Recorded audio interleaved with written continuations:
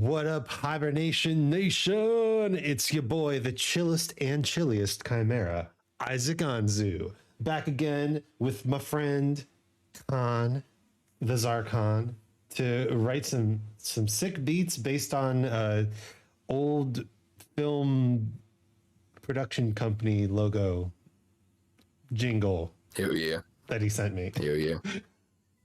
I mean, it's The Simpsons. It's The Simpsons. Yeah, it's the thing that plays at the end of The Simpsons. I must admit, I have not watched a lot of The Simpsons, and I've watched a fair amount of The Simpsons, but I know how much Simpsons people watch, and it's not that. I mean, I guess that works out. It plays at the end of the episode, and I was looking up some remixes and extended versions on YouTube the other night, and I was like, yeah, I kind of like this little ditty. It's a cute little ditty. Dun dun dun dun dun dun dun. Now you forgot the shh. Shh. Yeah, there's it's also the Halloween episode, the Scream. Ah! Yeah, there you go. Yeah, there's some drums behind it too.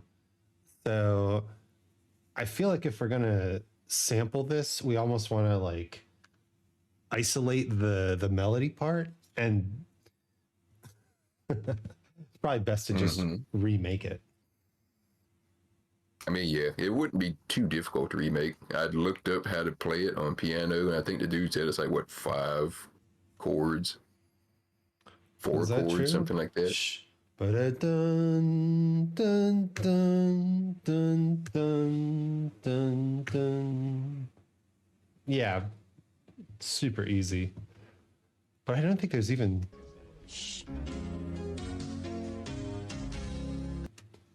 Yeah, it's four different chords, but you just play the last one. Bum bum.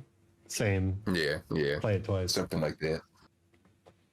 I saw you're doing the piano only music challenge again this month. I'm excited about that. Yes, I am. I want to see if I can actually finish it, because like normally when I do those music streams, I'll go on and I'll just like make a beat.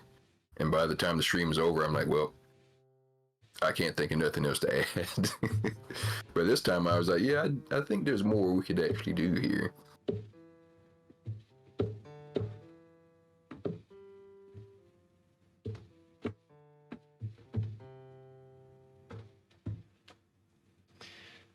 What else are you thinking about adding? I mean,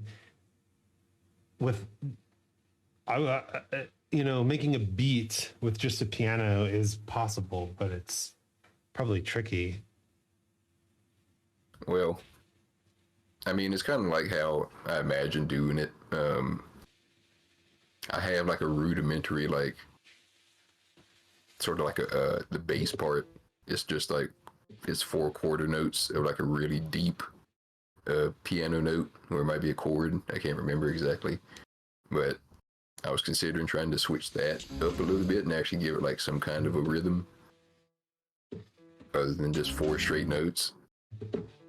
I kind of want to work on the little hook part, and I think there's a little bit of a I think I can try to work something out with like a midsection too.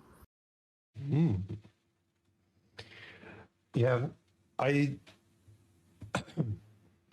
honestly, I think the piano is the best instrument to learn if you're interested in writing music, because it really is the only instrument that lets you play so many parts at the same time. Like you can get close with guitar, but a guitar is still limited to 6 notes. I guess piano is limited to 10 notes, unless you get creative. I mean, I don't know nothing about how many notes is on the piano or how many like notes is on the guitar, but I always see that whenever people are trying to write music, it's always a piano they usually go for. So I just assumed that it was able to cover like a wider gamut of sounds than just like something like a guitar would. Yeah, it's more like so with a guitar, you have 6 strings, right? Mm-hmm. And if you want to do a melody and a bass line, which is pretty foundational to composition, you have the melody and then the bass line, and then the relationship between the melody and the bass kind of sets up the harmonic content. You need to Mm-hmm. assign at least 1 string to each of those, probably more, because of how the guitar works. And then Yeah. your inner strings are what's left to denote the chords, uh, or internal voices. But then you even have to have, like, maybe if you want to do like a melody and a counter melody, uh, it's tough because then you need to have a couple strings for the counter melody, right? And then your chords are kind of just implied. Um, Mm-hmm. Whereas with piano, you could have, like, you know, bass note in your pinky, and then the chord in the rest of your left hand, and then you could have 2 different melodies in your right hand, or even like a harmonized melody. So there's a lot more you can do with the piano. Plus, guitars have a limited range when compared to piano. They have a big range, but it's limited when compared to piano. Everything's limited when compared to piano. Yeah, that's what I figured. Just because, like, it seems to me, and this could be wrong, but like, I could see a guitar kind of dipping down into like the bass section, but it seems more like a mid to a high instrument. Mm-hmm. Whereas like a piano, it can get way down there, but it can also get way up there depending on which end you sit at and how long your bench is. How long you benches. Indeed. And I think all those factors are why people play piano when they want to write something. But I mean, it's important to remember that the different instruments provide different colors to the sound. And Yeah, there's a lot of composers who write pieces for, say, like solo flute, right? right. But their works are always going to be a little bit less idiomatic for solo flute than a flutist writing a piece for solo flute. Yeah, that makes sense. So you really should learn what you want to write on, you know? Mm-hmm. And because of the proliferation of DAWs and MIDI keyboards, lots of composers and producers just say, yeah, learn piano. I mean, yeah, that makes a lot of sense, especially if you have like if you get like one of those like a MIDI sequencer or whatever. I know cousin Khan got one of those recently Ooh. for Christmas. He got one of those little small ones that only has like what eight or so keys on it, maybe 10 keys. And he he's been working in fucking Mixcraft for like the past like 20 years, damn near. He's probably um, the most trained Mixcraft artist in the world at this point, because I don't think anybody else uses that shit anymore. Dang. But I keep trying to tell him to get on something different. Mixcraft. Dang. Is Mixcraft a good DAW? It is one of the simplest and most straightforward DAWs around. It is. That's cool. I like that though. One of the things that I think about often is how um, easy it is for people to just jump in and create music nowadays. And I like that. I'm I mean, against the gatekeeping of musical knowledge. yeah. I mean, I can understand that. Fucking when it comes to making any kind of like art or any kind of like creative endeavor, I feel like there needs to be a little bit more demystification of everything. Because shit, that's one of the things that pisses me off the most. Like when you try to look up a tutorial on how to do something creative, because like you have an idea, but you just don't know how to get there yet. And some asshole on the internet's like, oh, you got to like study the classics and you got to learn this kind of theory and this theory and that theory, and like, well, you just turned something supposed to be kind of spontaneous and inspirational into homework, and I'm like, just kind of puts a damper on it for me. But I think that's just me being a slacker. No, I totally get it, because a lot of times they'll be like, you know, I'm using the one that gets me is when people use Serum, and they're like, I'm going to show you how to make this cool sound in Serum. Serum is a synthesizer, and it's a synthesizer that costs several $100s, and it is really good, and it is the industry standard, but it's like, bruh.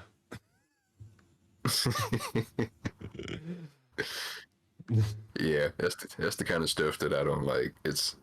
I like when somebody tells me that I can do stuff and they don't try to fucking make me spend an arm and a leg to do it. And they don't make it seem like it's they don't. How am I trying to put it here? Like if you're trying to teach somebody how to do something, don't make it seem like it's some kind of fucking secret, you know? Because I don't know if you knew this, but I'm a big fan of Bob Ross. I'm sure you've seen plenty of his programming. It's out there all over the place now, which is a terrible story for a different day. But regardless, I like the way he teaches, because he's like, well, you want this effect, you use this brush, you tap the fucking painting this way, and then you get it. And then anybody can do it, and it works. But I remember watching an episode one time. He brought on a guest painter who was like a really, really tight-fisted, uppity, like classical kind of painter. He was supposed to come on and explain like his technique. He didn't say a damn thing about how to do the painting. He was like, you need to like study the classics and look at the works by this person and this person and this person, and then you can paint. And I'm like, well, you didn't tell me anything. Yeah, I think that one of the problems with online tutorials is that everybody's in a different spot, right? And for intermediate learners, it is actually good advice to, you're not going to get much out of tutorials. You need to go and examine and analyze the works of the greats and understand how they did it, and then apply that to your work, right? And I think a lot of experts forget what it's like as a beginner, and so the best advice that they can give is just what to do as an intermediate learner, which is dumb. Yeah, dumb. There's not a whole lot of good information for people who are just beginning, I think, and I feel like that's the most important part. yeah, which is why I really like those Blender tutorials that I'm doing right now, because it really does feel like he is taking it one step, one tool at a time. And he even did a hour and a half video on just object mode. And now I'm in the middle of the 2 hour video on edit mode. And I love that, right?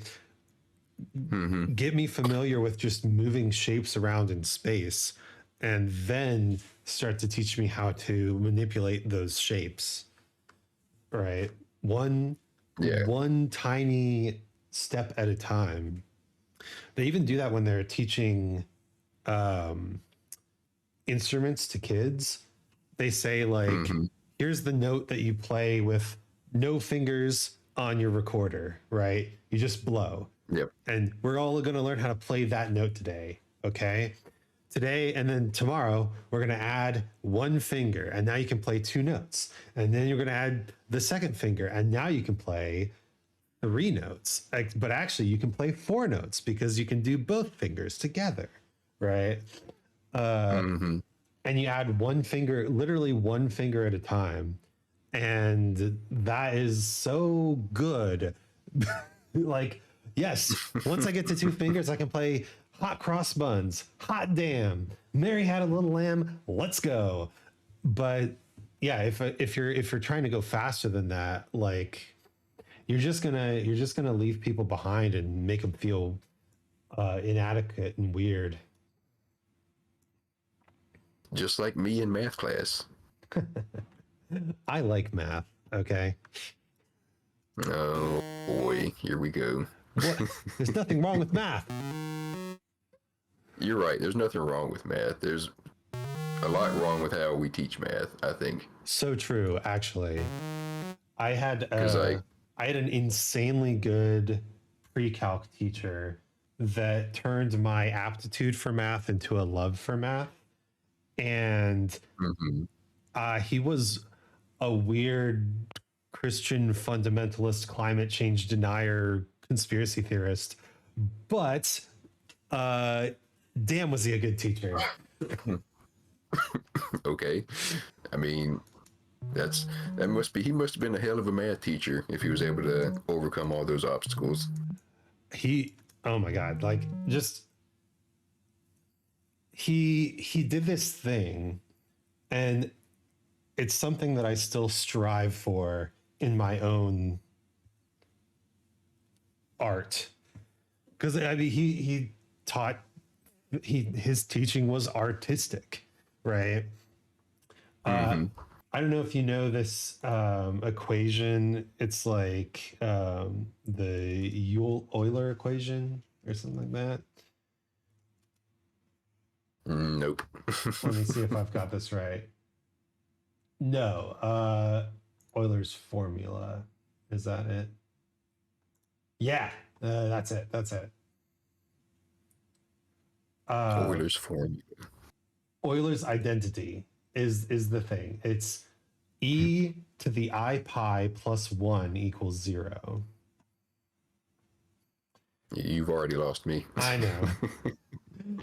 but essentially how he taught his class is like the first few months were him teaching us each of the parts of this identity individually. And then he had this big day that he hyped up and he built up to it, where he revealed Euler's identity and how all the different things that we were learning fit together like a puzzle. And it was one of those like aha moments, an engineered aha moment, where it was just, holy shit, it's all math, it's all functional. Oh, I don't know. Changed my life. You see, that shit didn't happen with me, but I did go to like one of the worst high schools, not only in the state, but I think in the country. Damn. And one of the things that I hated about math was like the things the teacher would teach. Yeah, they would work on equations that were exactly like how the teacher was teaching. But I swear, on tests and shit, there would be that equation plus like a little deviation, you know, a little something extra in this equation that completely changes how you're supposed to do it. And I'm like, what? This isn't the same equation then. You didn't teach me how to do all this extra shit that's in this equation. This isn't the same concept anymore. And I would get the questions wrong. Also, hello, Crandall. You homework. I didn't get math until tertiary education. Tertiary meaning college? Is that what that means? I think so. Well, I would assume so. Yeah. It might be university. It might be university. If it's anything like the UK schooling system, they have like primary school, then college, and then university. Is that true? That's wild. Yeah, I think college takes place like a little bit after our high school years. It might be like including like senior year and then like another year or something like that, and then it's university. Okay. So like the difference between college and graduate school. Yeah, kind of. Pretty much. Polytech, university, anything after high school. Makes sense.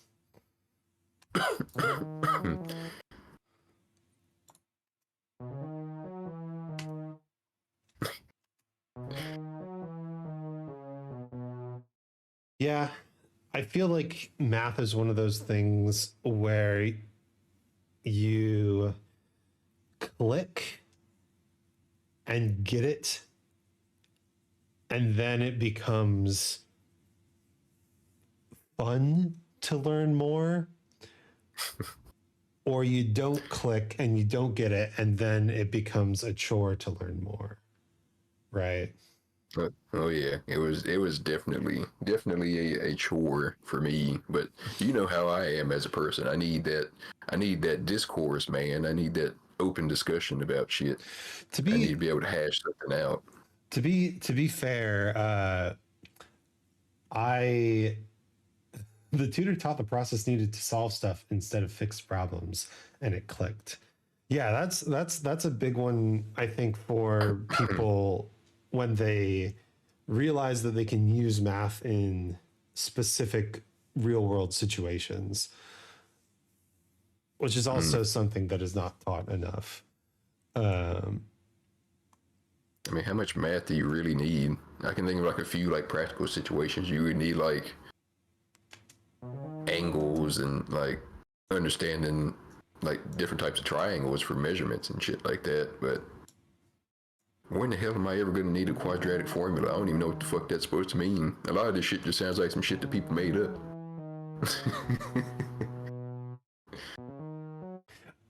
I mean, you laugh, but I have in D&D at least had to use the quadratic formula. How by God did you have to use the quadratic formula in D&D? Not the quadratic formula, Pythagorean theorem. No, the Pythagorean theorem. Well, that makes a little bit more sense. Yeah, quadratic formula is area under the curve, right? You're asking the wrong person. Quadratic formula, ax squared plus bx equals c. Oh, yeah, well, okay. You do need the quadratic formula sometimes in D&D because your players are like, well, if I can shoot this arrow 600 feet, surely I can shoot it over the castle wall. And then you're like, ah, fuck. Man, D&D be doing too much. No, but the time that I had to use the Pythagorean theorem was this module was like, this tower is like this tall, and there's a spiral staircase going around the inside of the tower, and I'm like, okay, but I know that the tower being a certain height means that the staircase would be longer to get up the tower. So how long is the staircase? Mm-hmm. and then I had to look up how what's the um what's the standard like construction angle of a staircase. And I learned a lot about staircases that day. That's just how you run D&D games, I guess. God, you have to learn all these fucking. You got to learn like architecture and like carpentry and all this other shit and math. It's true. Because you really don't you really when you don't understand how much you don't know until you have to try to simulate a world, right? And then Yeah, that makes sense. and then all of a sudden you're like, oh shit. I mean, it makes sense. D&D. See, that's one reason D&D scares me. D&D is too big for somebody like me. It's why I prefer Hero Quest. A cracking game of Hero Quest. Hell yeah, that's right. Had to calculate Oh no, dosages Mormons. of drugs when I was working in a vet clinic. Not too hard. Yeah. Eventually you'll run into math in the real world, but I mean, just like anything else, people will learn what works, and even if they end up using a calculator to do it, they'll just do it. See, I learned math in the weirdest ways. I remember one time I was watching a video. The guy was doing a review of a Russian combat machete that has a protractor built into the blade, and it's got a hole in it for you to hang anything like a piece of string or like a piece of metal or whatever, so you can angle the machete and the thing will hang down and you can get angles on it. And I was like, okay, what the hell would you ever need that for on a fucking machete? And he was like, well, you could like aim the top of it at a tree, and once you get it like a 45-degree angle, you can judge the width of a river by like how tall a tree is, because isosceles triangles and whatnot. And I was like, oh, well, I guess that's why you have the Russian machete and I don't. I clearly don't know how to use it. There's a fucking. I'm gonna try to pull this up.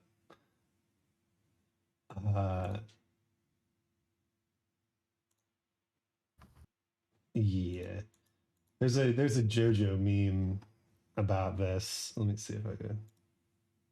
There's a JoJo meme for everything. Oh, it covered you up. That's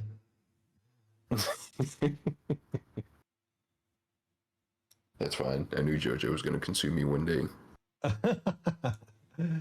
don't know. I think it's a little too cheesy for your taste, honestly. Yeah, I do enjoy some JoJo. I I was talking with a oh my god. I was actually reading it. Man, that is some JoJo shit. Yeah, the villain just casually doing math for the advantage. I mean, that makes sense for Kira. He seems the type. Yoshikage Kira. 33 years old. Apparently, if a staircase is off slightly, people are more likely to trip. I mean, that's true. Have you ever been on a staircase that's just ever so slightly off? It pisses me off, actually.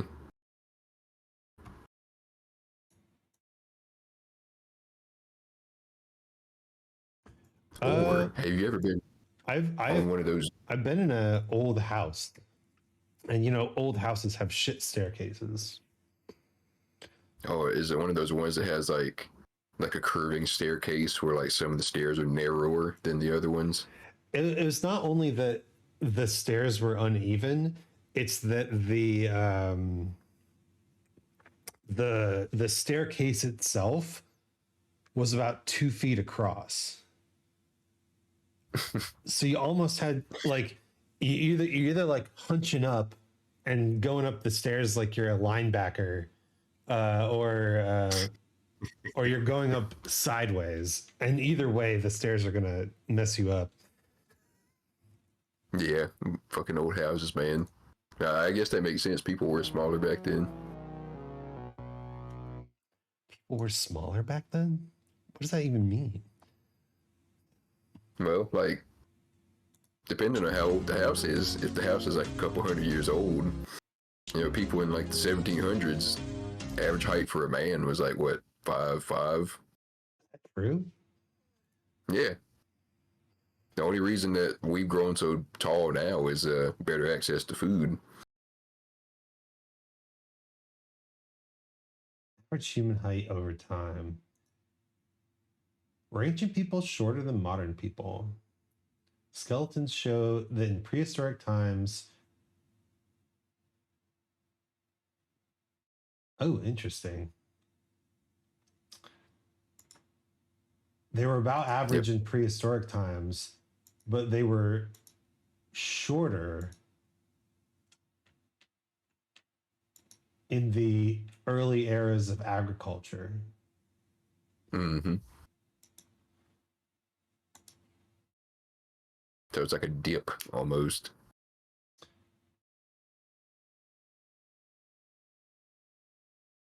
And even in the past, like 30 years, the global average has increased. Shit, I could see that, like, myself. I remember when I was growing up, when I was in high school, I was considered tall because I was like, what, 6'3"? That was considered really tall at the time. And I remember when I went back to be a teacher, those motherfuckers in there that was like damn near 7 feet tall. I'm like, what the hell are they feeding y'all?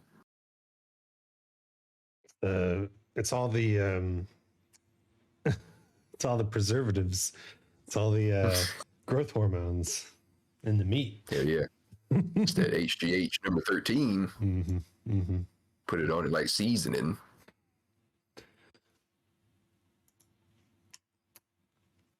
But yeah. I can't remember what we was talking about earlier. Not important. Not important.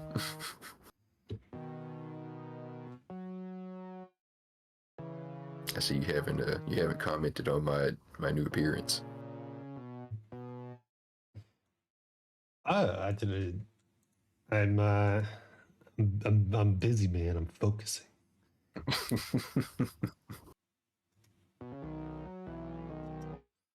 I know. I'm not entirely sure when I should be talking. You can talk as much as you want, man. Just keep going. That's why I bring you on this channel, so you can talk while I work. Oh, you want me to carry the stream for you while you work? Well, you've got that horse body. I figured I could ride you for some success. Yeah. There you go. Just outsourcing your stream labor. Mm-hmm. It's very, very capitalist of you. Oh no. Very industrious. Oh no. Mm-hmm. Now we see the violence inherent in the system. Yep. After all we've been through. Oh shit. Oh. Hope you're paying. Yeah. What's your So actually, this is a funny thing in the D&D world. I'm going back to D&D.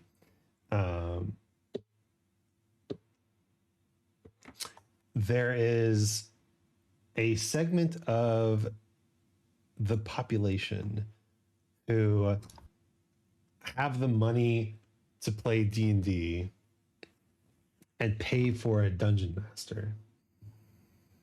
Okay. And again, this is one of those rich people don't know how to have fun situations, but if you're in the right circles, you can find the children of rich people who uh, are told from a young age that if they want something, they just buy it, and if they want to play D&D, they will purchase the services of a dungeon master. Oh boy. I didn't realize there was an economy based on this.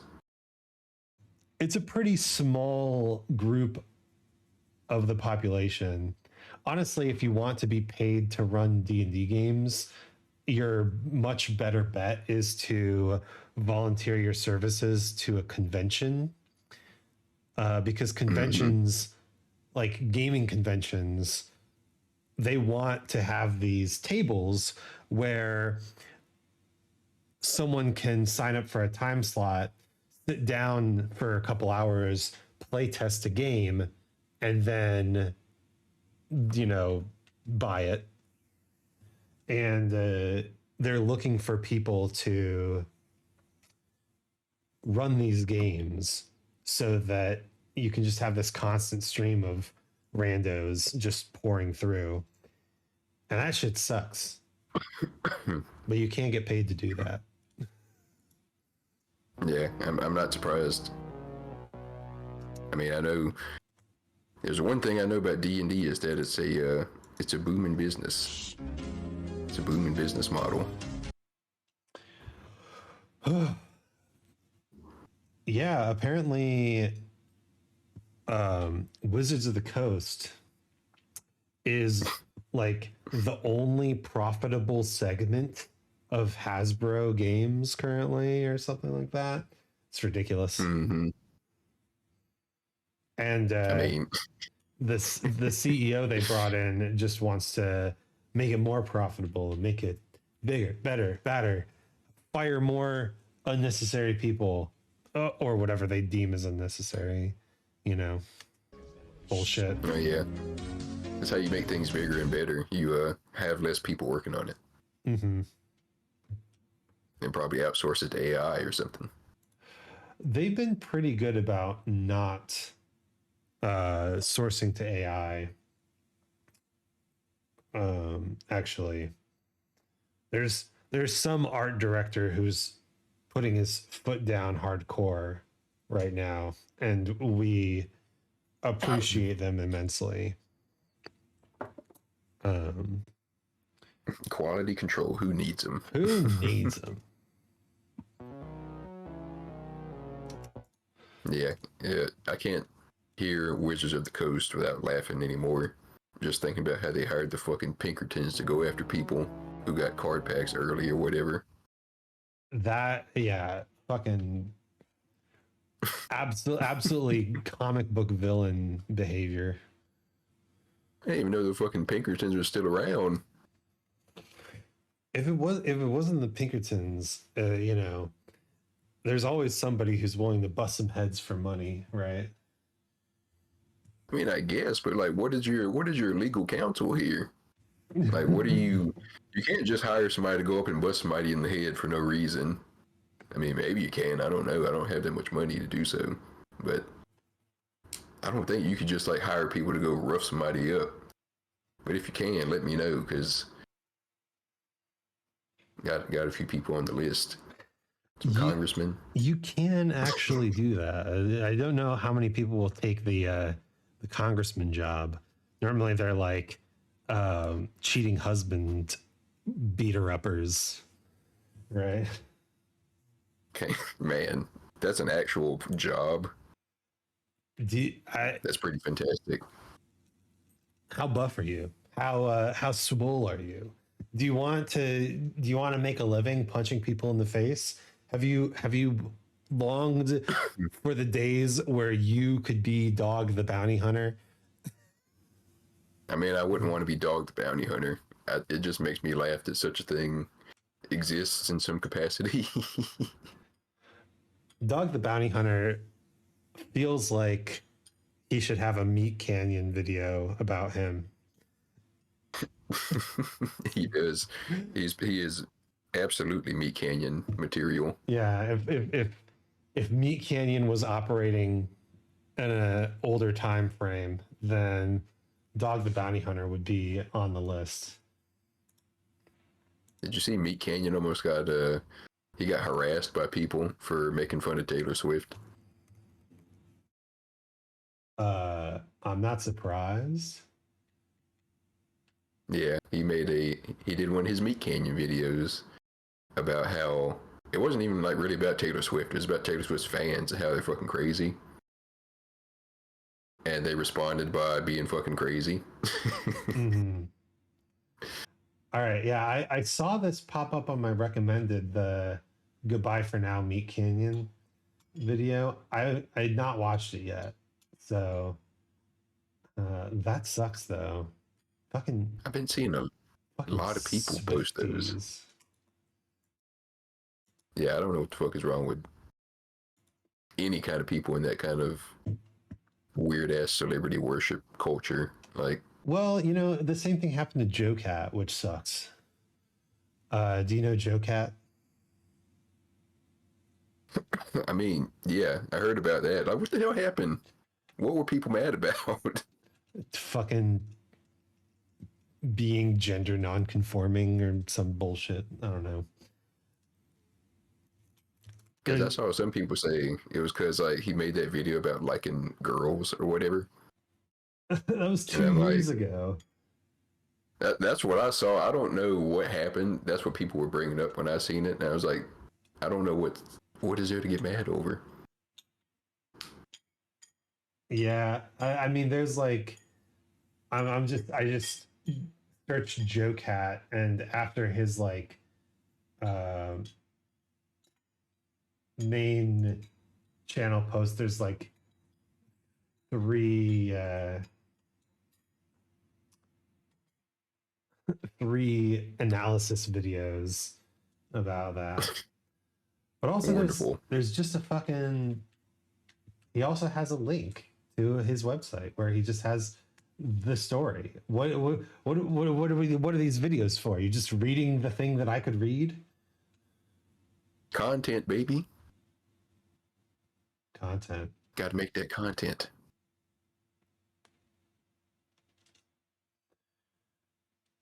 Yeah, I don't even know what happened with that. Like, if it was about that video, that's like the weirdest shit ever. Like, did people hate on him because he's not gay or something? He likes women. Like, what? What's the problem here? That's all that video was about. It was him liking women. I don't understand. Yeah, I think it is about that. According to his according to his own post. Uh it took 2 years, but it finally got um outside of his circle far enough that people were just hearing it completely out of context, and I don't know, assuming he was some kind of monster. Assuming he was a monster because he likes women of various sizes. Yeah, man. Fucking Twitter brain rot. To 2024, illegal to be straight. Nah, this happened in 2023, bro. We didn't even into 2024. Shit is crazy as fuck, man. 2024 is going to be illegal to have a penis. Penis havers, look out. I don't understand what the fuck is going on anymore. Fucking Twitter. Motherfuckers get mad over anything. Well, yeah, it's the classic post. It's like, man, I love waffles. Ah, so you hate pancakes, huh? I didn't say that. It reminds me of that one good post about you are a tar pit. You are a tar pit. I love that one. These people that are just like, how do these people find the energy? How do you find the time in the goddamn day to get this mad about shit? Like, I put myself in that position sometime. I'm like, how much energy would this take? it makes me feel exhausted, and I'm not even you. I I ain't it's even mad about shit. Grundle's like, but I have one of those. Illegal. Not allowed. Yeah, Get out. I'm gonna have to go to the underground urethra or whatever. The what? The underground urethra is where all the dick havers have to go since we're illegal now. Tell me, the revolution will take place in the gay bars. We're gonna hit up the manhole and uh, Fruity Loops and the whole pole. Knock on the door 3 times and say the pee is stored in the balls, and then we'll know that you're one of us.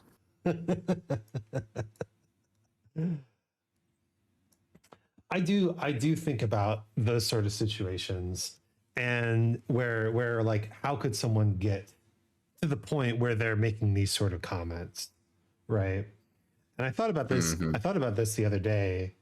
Like for children, this is the culture, right? Growing up, we saw the culture as kind of, you know, Saturday morning cartoons and Kurt Cobain and fucking Mambo Number Five or Hell yeah. Linkin Park or all this sort of stuff. And because we have this kind of outward in look to the internet, we see that memes and culture wars are jokes and they're iterative content, and we like it. We love participating in the iterative content, right? Mm-hmm. But younger people, Gen Z, Gen Alpha, they're looking at it from the inside out, right? They're looking at it like, oh, pineapple on pizza is horrible. That is the culture. It's not just a meme. That is the culture, right? Is a hot dog a sandwich? Do we hate pineapple on pizza? Do we stand Taylor Swift? And are we supposed to destroy anyone who badmouths her? That's the culture. That's what you do, right? God, so sad. And it is so sad. And I think that there comes a point in your life where you realize that a lot of the things that you liked and grew up with are just other things, right? Kurt Cobain was just a dude and he didn't handle fame well or drugs well. Or bookshot. Yeah. Mambo Number Five is kind of a shitty song. It's fun, but it's kind of shitty. I mean, Like Saturday morning cartoons.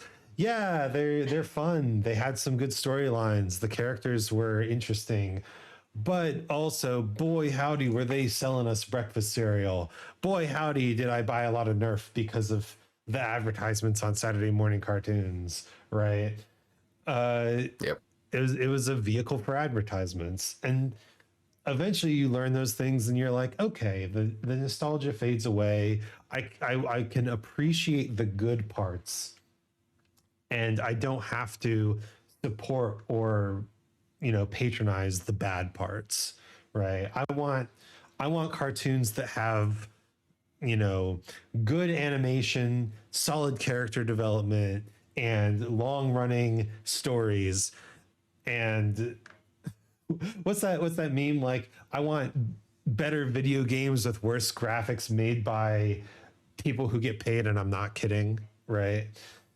Yeah. Like that. Like you're isolating the things that you value, and you're simultaneously lamenting the fact that whenever you find one of those things you value, it's often at the expense of one of the other things you value, like people getting paid or the graphics being so fucking high fidelity that you can't even play the goddamn game.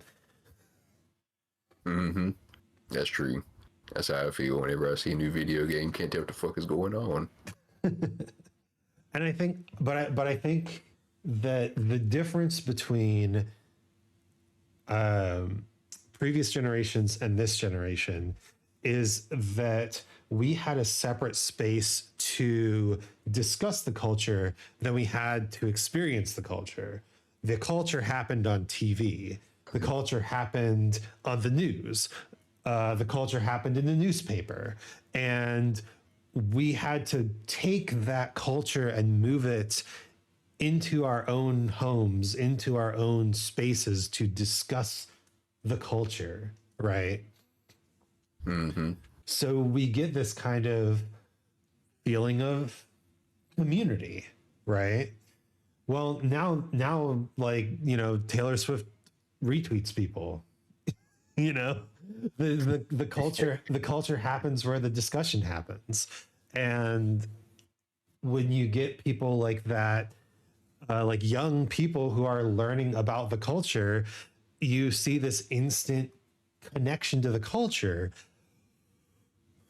which I would agree with Crundle. It can't be good for your mental health because simultaneously are you thrown into this community that is so volatile and monstrous and changing that you have no control over it.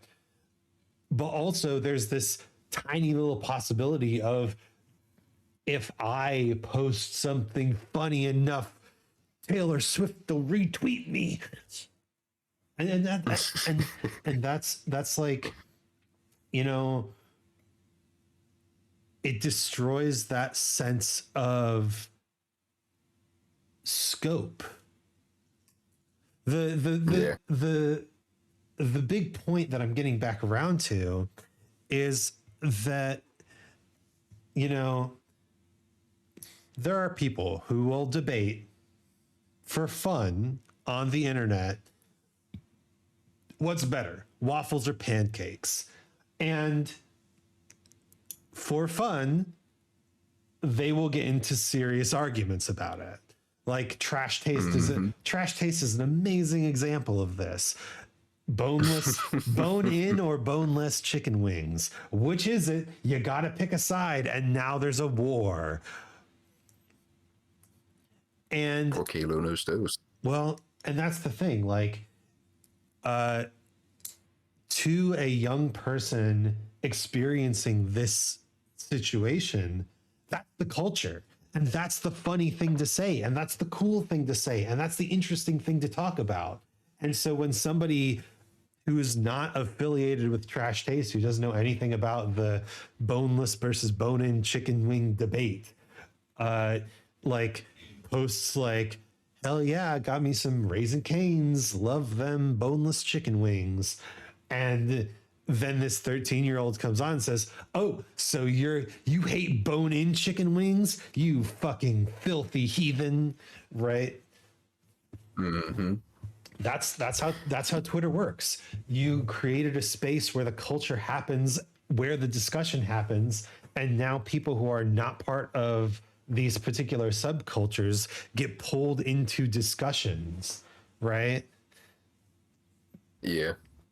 Everybody's got that one friend who has let's call it a special interest, hyperfixation, and they will bring that up in conversation unprompted, whether or not you know anything about that thing, right? Twitter is just that times 100 million. Oh yeah, I know. That's you can kind of extrapolate that out to the whole internet, I think. But the difference is that if you have a group of friends, and somebody brings up their special interest,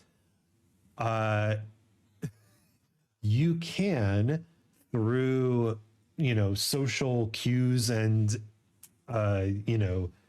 body language and private conversation or social context or whatever, you can say, hey, it's cool that you like this and we still like you, but nobody knows what you're talking about.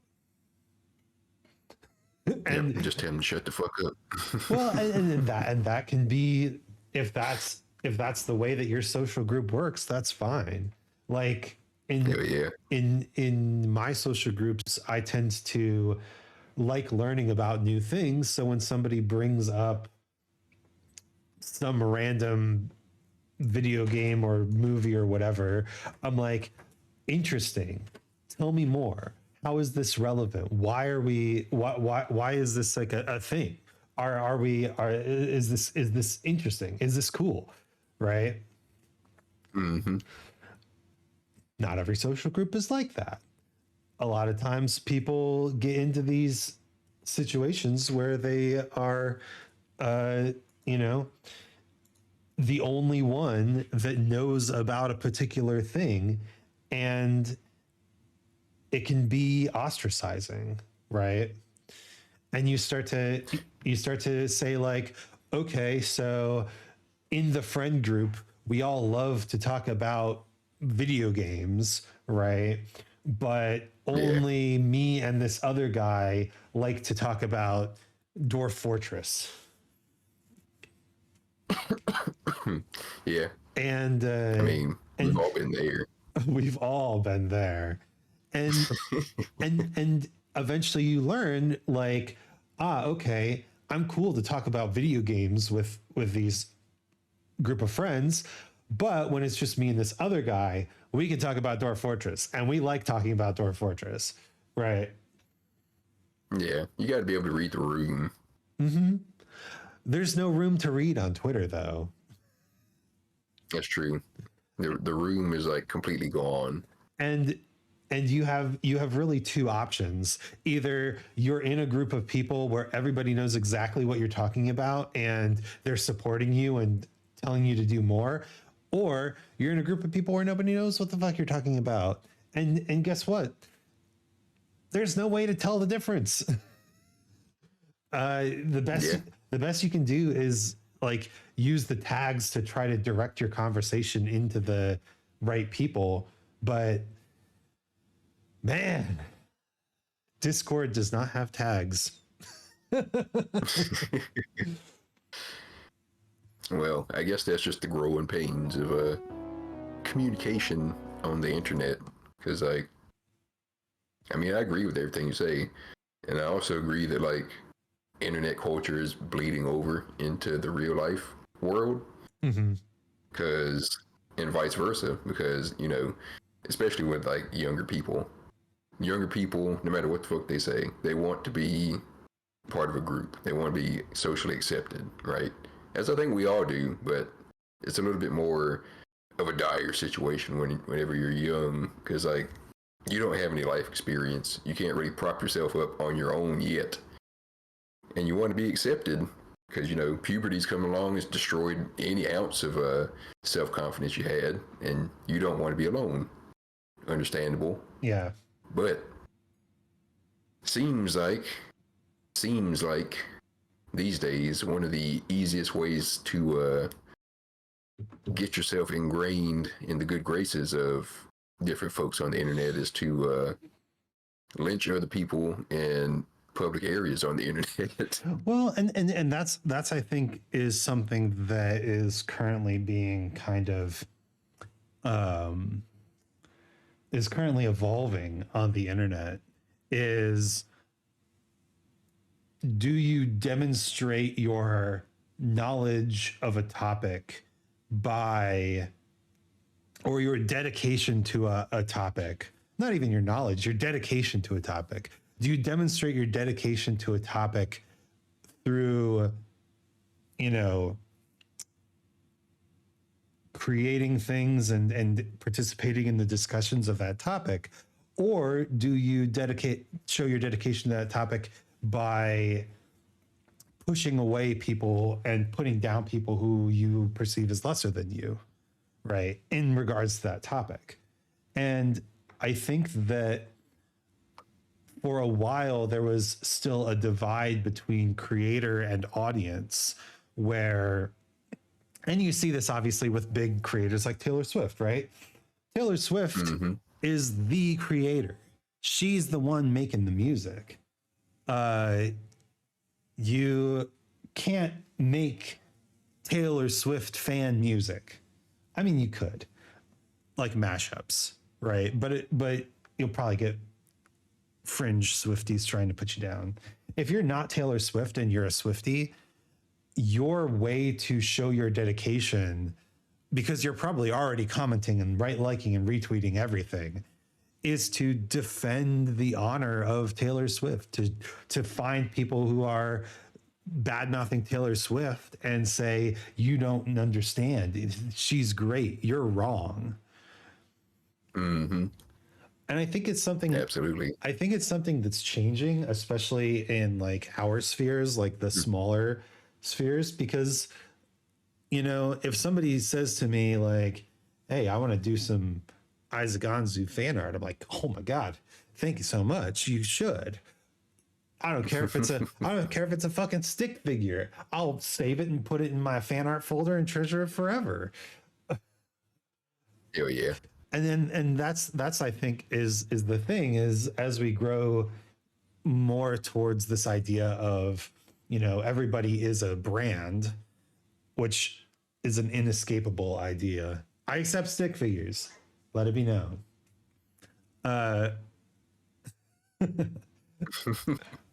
As we get more towards this idea of everybody is a brand, we're also going to get more towards this idea that if you want to, you know, support a community, you create for it, right? You put your artistic or content creation mark on it, right?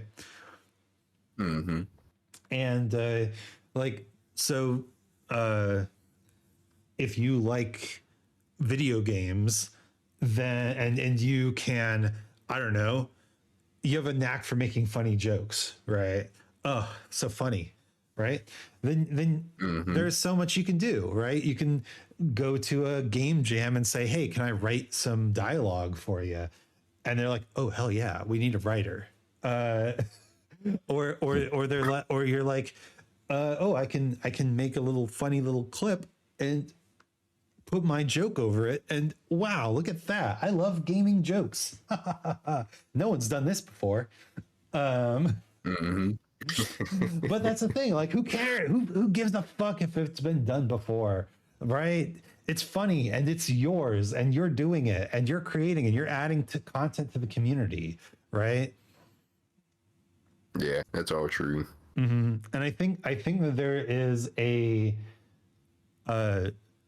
and it's probably also a reaction to the shitty state of the world outside the internet, but there is definitely a push towards positivity, right? Yeah, I would agree with that. Things are definitely a little bit better now than they used to be.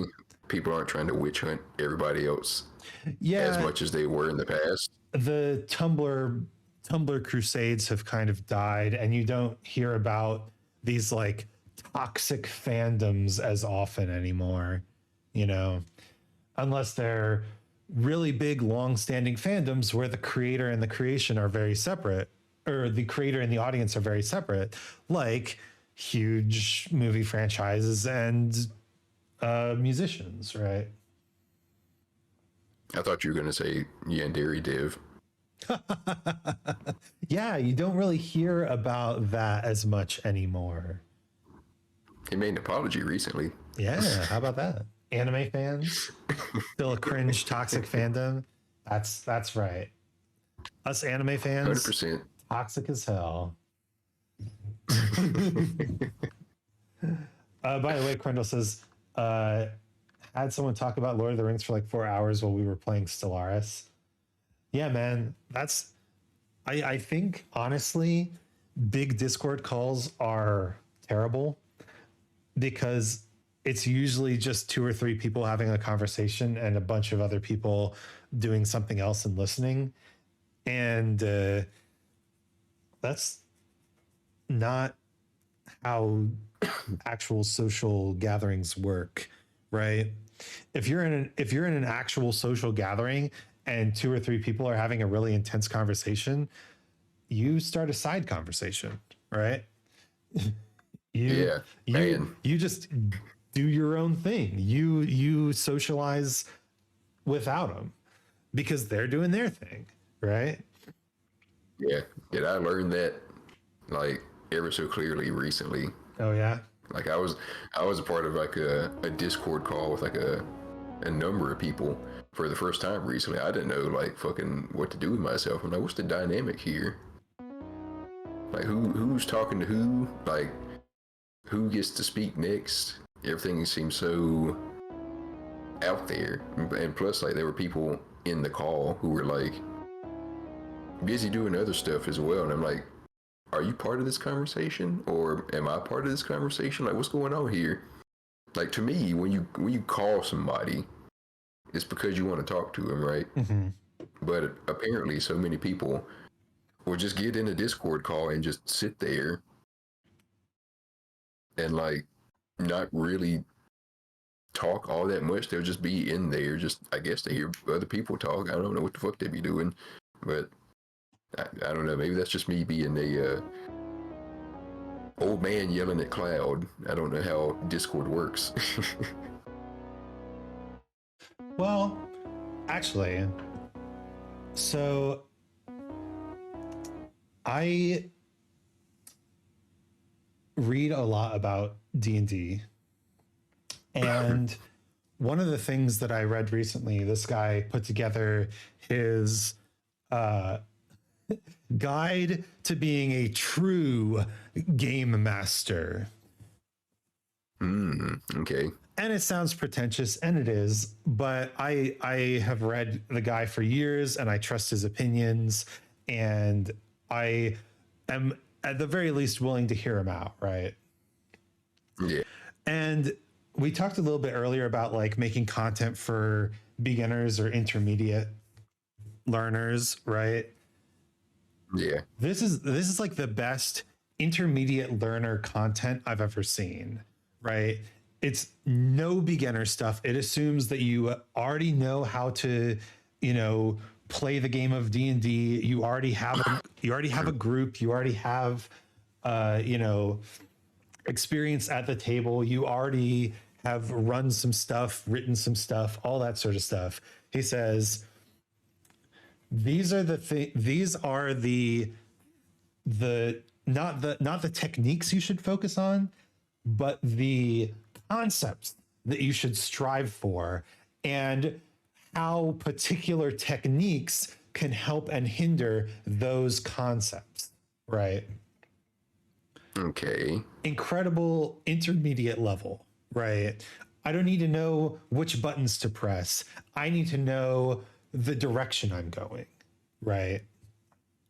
Yeah. And one of the things that he says is the goal for the players is investment. You want the players to feel like they can invest themselves into the world.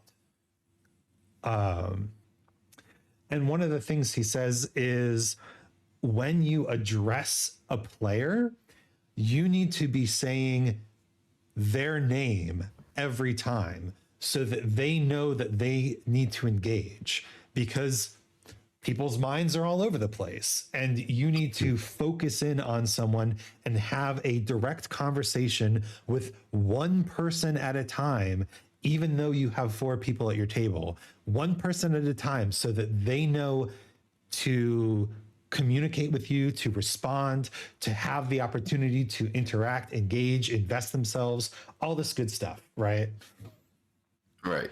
And I was like, of course, it makes perfect sense. But it's like so easy to not do that on a fucking whatchamacallit, on a fucking like Discord call, right? When you're on a Discord call with a few different people, it's hard to say like, Khan, what do you think about this? Or, hey, Khan, did you know this? Right? You literally have to call people out every single time. And when you do that, you start to realize how often it's just two or three of you talking. I mean, when you put it like that, yeah.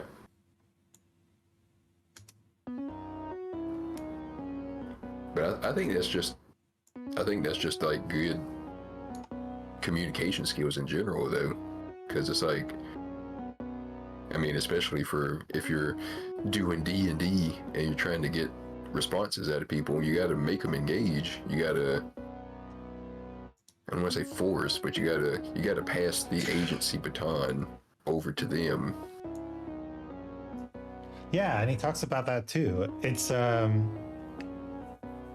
setting up the scene so that they can make a functional decision. They can make a reasonable decision, right?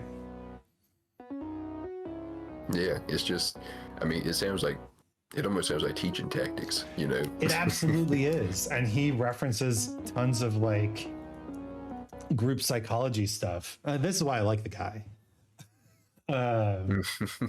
He references tons of group psychology stuff. Like, you know, occasionally you will have to ask the group, what do you do?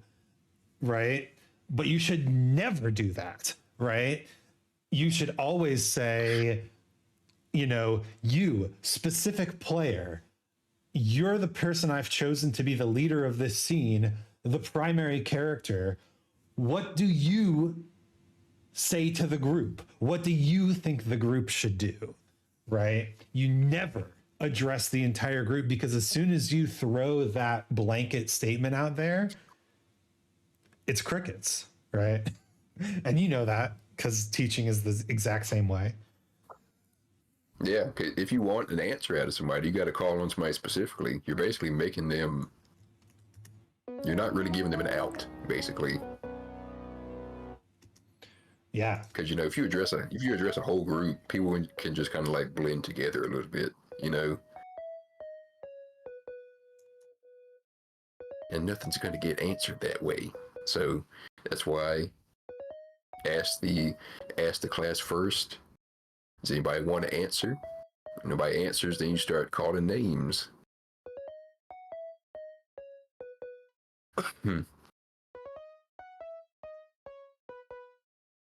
pretty It's much. like a nice controlled crash.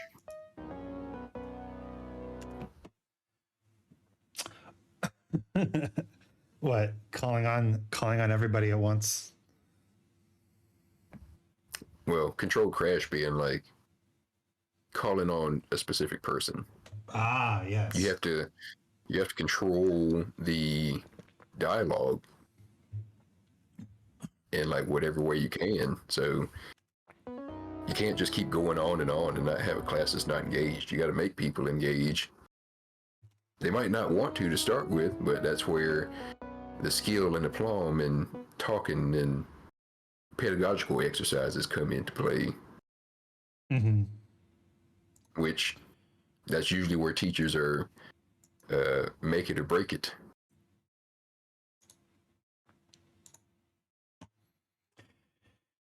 Oh, true. But I think that the same is, I think going back to what we're talking about, the same is true on a individual level, right? When you are when you're having a conversation with a lot of different people, you really do have to learn how to hold attention and pay attention to what is interesting to the group, right? Mm-hmm. This is true. Maybe a little less so for a teacher, because the teacher has like a specific guideline they have to follow. But yeah, I get you in like social situations and whatever.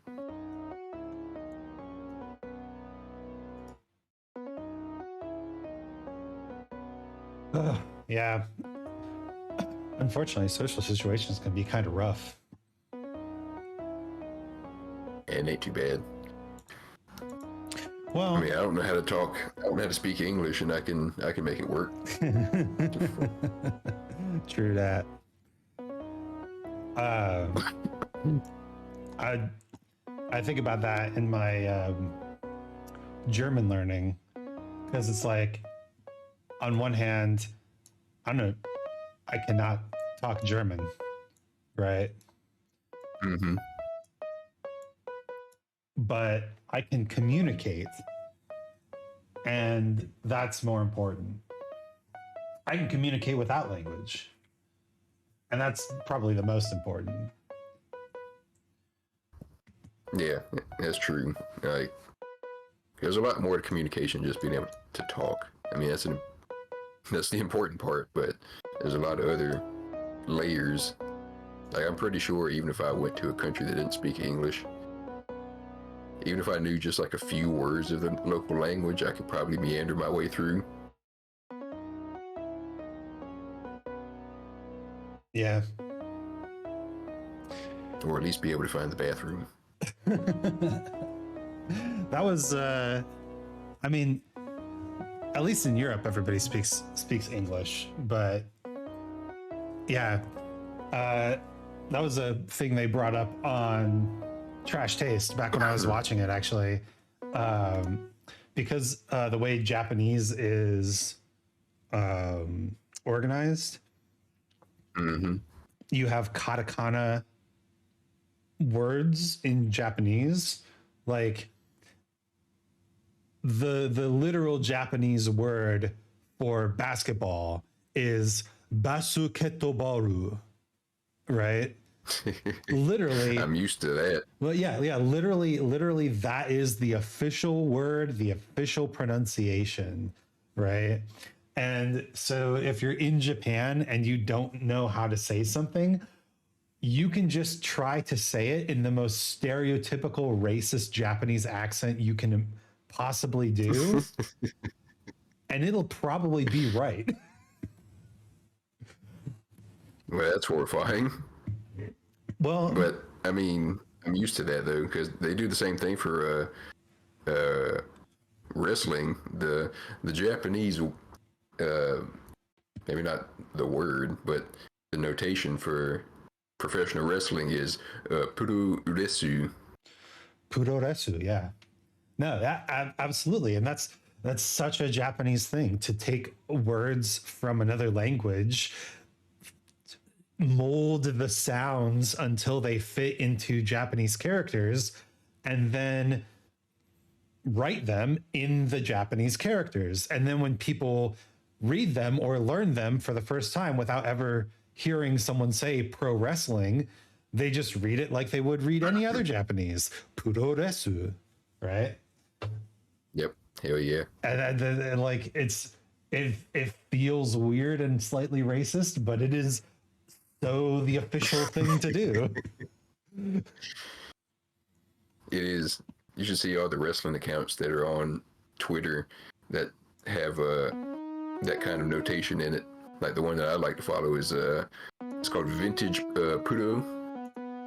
It shows a lot of old Japanese stuff in addition to American stuff.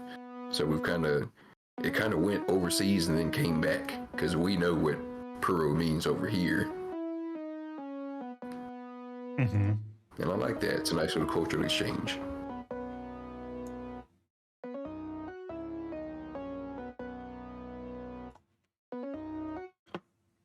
It is cool. I'm trying to think of an American thing that's like that. I guess I have a extended family member from um, Pennsylvania, Pittsburghian, Mm-hmm. Pittsburgh slang. Hmm. Yeah, and they say things like yins, Yins? yins. What's the context? Yins is how you say y'all in Pittsburgh. Y'all. What's the contraction? Uh, I don't know. Yins. I think it's you-ins. U-ins. Yeah, That yins. one I don't really get.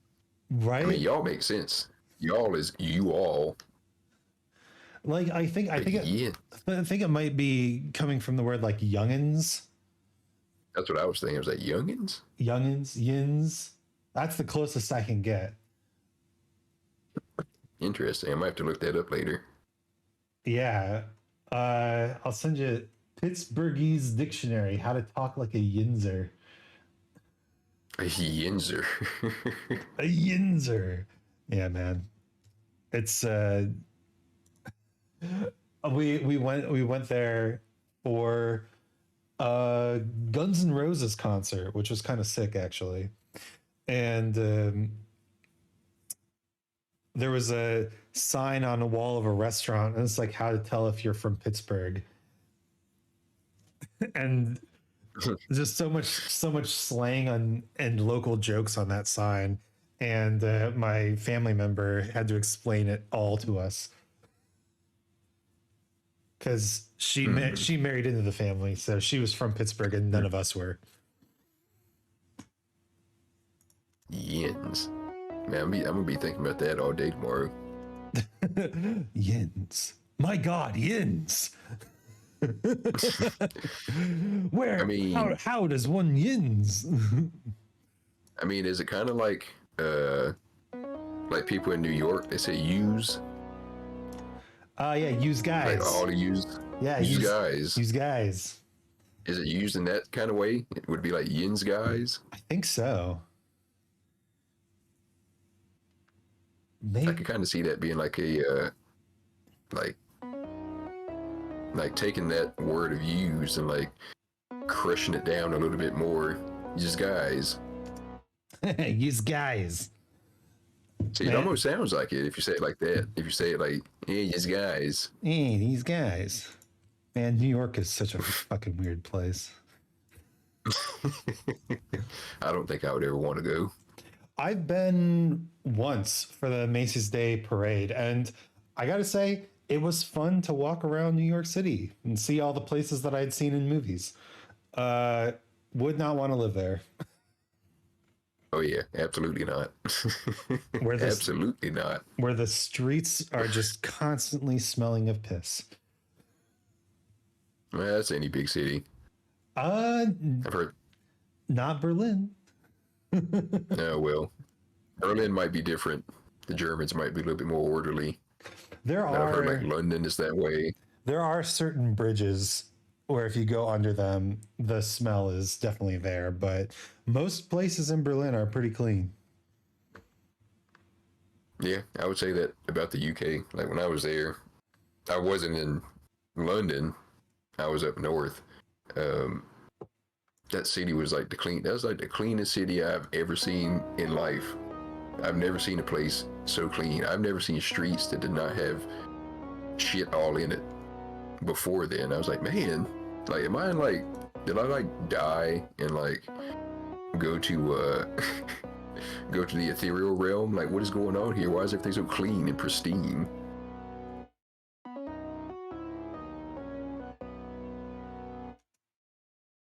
Nope. Hey, boy brain. Thanks for the posture check. I'm sitting pretty good right now. I I'm coughing. could be better. But I'm welcome. gonna take that. Good to see you. Take that as my hydrate. Welcome, board brain. We're talking about relative city cleanliness, I guess. I don't know. The wheel of topics has spun so far and so fast. I don't even know what's happening anymore. You knew what you were getting into. Uh, I need it. I need it. I love it. You asked for this. But really, we were talking about socialization on the internet and how it's it's tough out there, man. Yeah, that's a good summary of everything we talked about for the past hour or so. All right, It's tough out there. I need you to listen to this, Con. I know you probably haven't been like tuning into the stream or nothing like that, but does this I had sound the stream pulled up. Yeah, does this sound close enough for golf? Let me put my earbud in.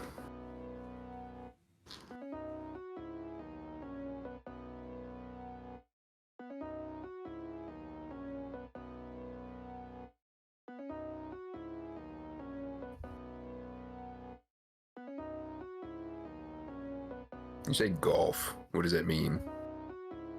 I mean, like, is it on the green? Oh yeah, it sounds like the theme. Okay. I think the original has a little bit more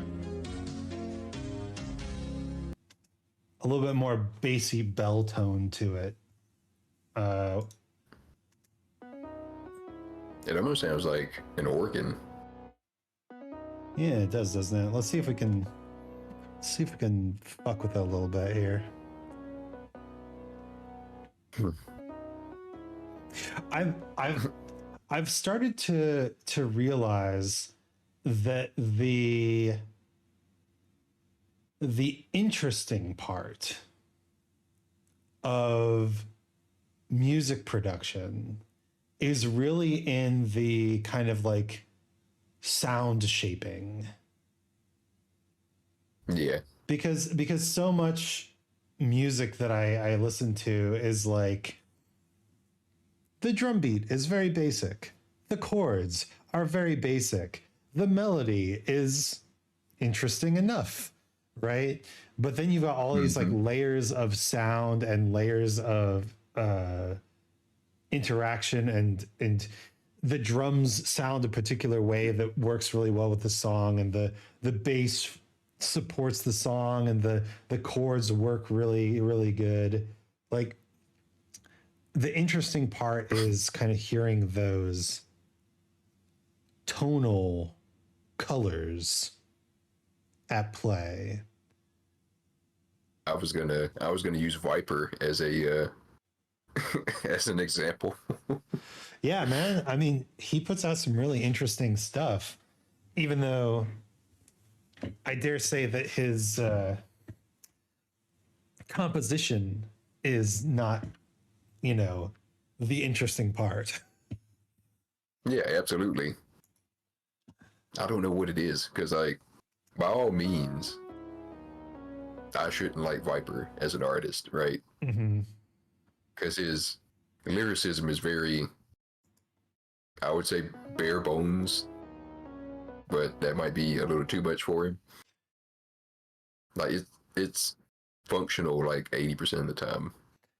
Yeah, we'll talk But I about do like a lot of his songs. we'll talk about lyrics for sure, because I have a lot to ponder on my own lyrics. But essentially, what I want to do is I want to take this little Gracie Films logo sample I've made and turn it into a beat that sounds good, right? Yeah, that should be straightforward. Mm-hmm.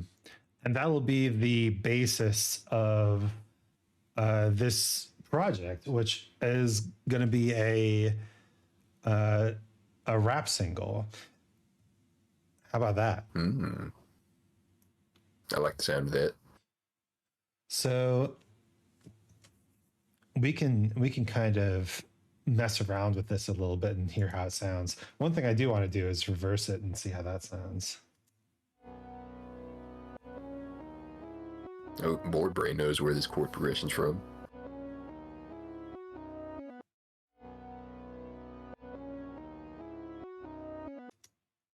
Nah.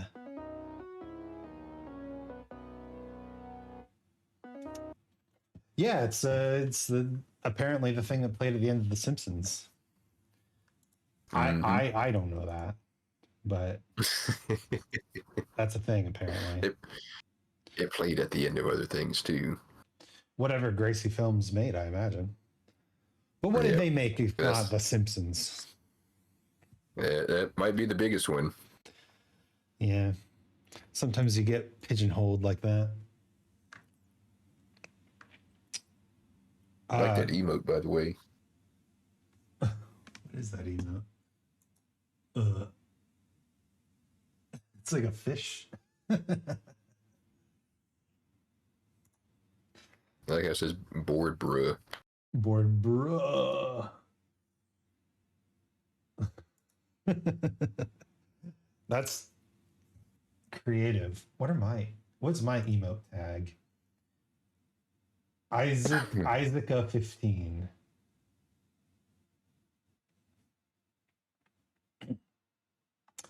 Apparently I'm the Yes. 15th Isaaca on here somehow. There's 14 other Isaac Anzus around here somewhere. Yeah, what the hell?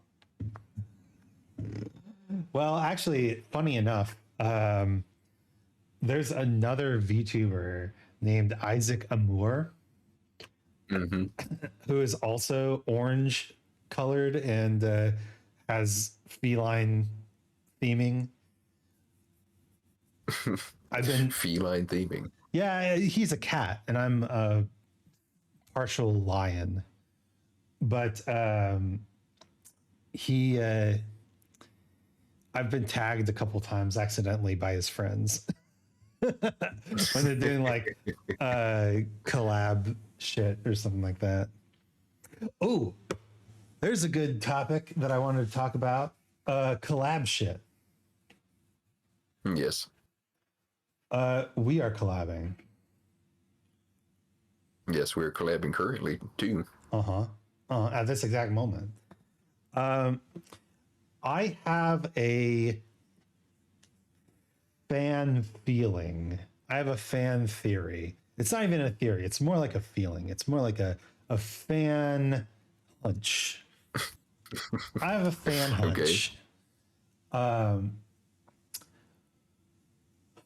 I think that too much collabing is one way to lead to the downfall of a Twitch channel. I would agree. I would agree 100%. Yeah. Cuz I think what a lot of small channels see is big channels collabing and loving the collabs because it's like a crossover episode. And indeed, I try to treat my collabs like that. Like, this is a crossover episode. We talk all the time, but we don't get to talk all the time. Oh my God, crossover episode. Hell yeah.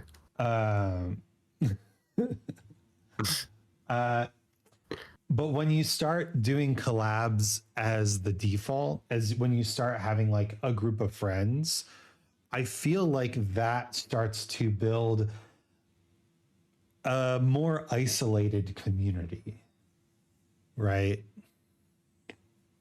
I mean, it can fracture a channel in a lot of different ways, you know, because like, and this might be a little bit uncomfortable for some people to talk about, but like, especially whenever I see streamers who are like, it'll be like one Twitch account, but it's two people, you know, like two people streaming at the same time. We got a couple weeks ago, we got raided by Nova Swarm 14 days ago, exactly like 2 weeks ago today. We got raided by Nova Swarm, which is a group of 3 VTubers. Yeah, and like that introduces a whole lot of overhead, right? Because I'm assuming, I don't know anything about Nova Swarm, but I would assume that these people either live together, maybe they're related. I have to imagine they live together. Yeah, they would have to do something because, you know, just the logistics involved of having to stream regularly with 2 other people and making sure everybody is open to that and making sure everybody's like on board with that. Because like, you know, any number of things can happen. Like, what somebody like gets sick or has like a family emergency or has to leave or something like that, where that just throws a monkey wrench in your whole streaming dynamic then, unless you already have like something set aside for those particular incidents. But if people get used to coming to your channel and having the whole squad there, and then it's just you one day, you know, they might be feeling a little bit shortchanged a little bit. Word says it's harder to add one person to a quintuple than it is to just duo with random friends twice a week. Yeah, for sure. For sure. If you've got an established group, it's harder to ease a new person in there. And that's true of the audience too, because no matter how many people are on the stream, the audience sees themselves as the third person or the second person, right? It's you versus you giving a conversation to the audience. And if there's two people on stream, then it's you and someone else giving conversation to the audience, which is why I like, I especially like our collabs, because we still interact with the audience really well. And it feels like we're having a conversation and then people are chiming in and we're like, oh yeah, that thing. Whereas if it's like, oh yeah, it's four of us and we're playing Overwatch and we're focusing, I'm going to be the fifth person. I'm going to be the fifth person who gets ignored for 10 minutes in between matches. Holy shit. Speaking of fifth, sixth, seventh, 37th person. Hi, Teddy. Welcome. Oh, hello there. Hello there. Ooh, hello there. Hello. Hello. And Jeff the Rat, thank you for the follow. You somehow got the follow right in the middle of frostytools.com's introduction for Teddy, which I will now read in a old-fashioned news speaker voice. Extra, extra, extra. Teddy Deadrat's been cooking up a storm in the lab and the gaming scene. This quirky rodent, a self-proclaimed mad scientist, has been dabbling in World of Horror with pals lately. They've been frolicking through Oz and leaping into Mario RPGs like there's no tomorrow. Tune in for a wild ride with this high IQ gamer who's always ready to stir the pot. Just don't expect him to follow the recipe. Hashtag mad gaming experiment. I like, There's actually low-key bars at the end there. Yeah, always ready to stir the pot. Just don't expect them to follow the recipe. Write that down. Write that down. Hello, Teddy. It's so good to see you. Welcome, friends of Teddy. Ray, hi, hello. Good to see you as usual. SCP-1471 TTV. Streamer beware. You're in for a scare. Welcome. And Jeff the Rat, Teddy Raid. Hello, hello. And Sissy Bnooney, of course. Thank you. Hello. Rat Attack, prepare for our first experiments. Welcome, everyone. Speaking of experiments, boy, do we have one for you. It's the Gracie Films television logo. I don't watch a whole lot of Simpsons. Do anyone watch Simpsons? But Khan does, and Khan's here to help me beat this audio clip into submission and make it into a funky little drum beat. Maybe. I'm here to look pretty while Isaac does all the work. You're here to... Because I don't know nothing about music. You're here to horse around while I get some work done. Oh, yeah, absolutely. Horsing around. Back in the 90s, I was in a very famous TV show. Ooh. Been known to watch a Simpson or two. Zarkon the Horseman. We got to get that going. No. I don't want that. No, not interested in the BoJack crossover fandom.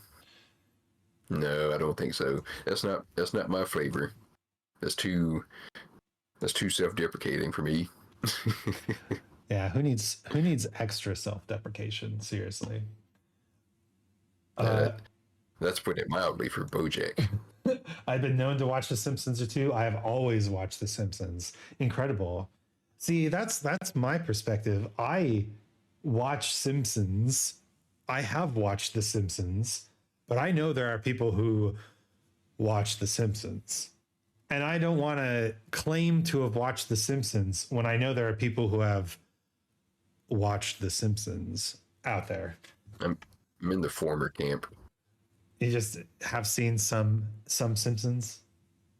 I do enjoy some Simpsons from time to time. I know all the characters. There's Bart and Maggie and Marge and Lisa and Homer and Moe and Krusty and Sideshow Bob and Mr. Burns, and there's Principal Skinner and Superintendent Chalmers, of course. Well, those are easy. Yeah. Who are the two guys in the bar? Oh God. There's the fat guy and the black guy. Oh God. I have no idea. Well, the fat guy's Barney. Barney Stinson. No, that's How I Met Your Mother. Barney, what is his name? Barney Gumble. Barney Gumble. There's more than two. I mean, teach us, oh scholar. Yeah, there's a skinnier yellow dude. Oh yeah, the kind of Bo Sislak is his last name, huh? Barney Gumble. See, is that supposed to be like a play on Barney Rubble? Because that's who I think of. Yeah, he doesn't really fit the same dynamic. No, he doesn't. Barney Rubble was always like the rascally one. Lenny Leonard and Carl Carlson. Lenny and Carl, that's yep. Right. That's right. Lenny and Carl. Damn. All right. The dude that runs the comic book shop. Oh, isn't he just like the comic book guy? Does he have a name? Yes. That's his name, comic book guy. Damn it. Well, I know that one. Ray says, I'm making a lullaby, and if I finish today, I might share it. It's going to be a birthday present from my friend. That's pretty cool. Man. We're not making a Got lullaby another artist in here. Yeah, Ray has shared a bunch of his stuff with me, and it is cool. Man, I love watching people explore in a medium that I'm familiar with. Maybe that makes me like a good mentor or teacher, but I love seeing people do experiments with things I never would have even considered. Right.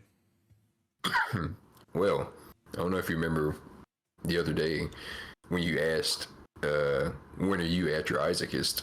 I think that's a pretty good indication. Interesting. Yeah, maybe.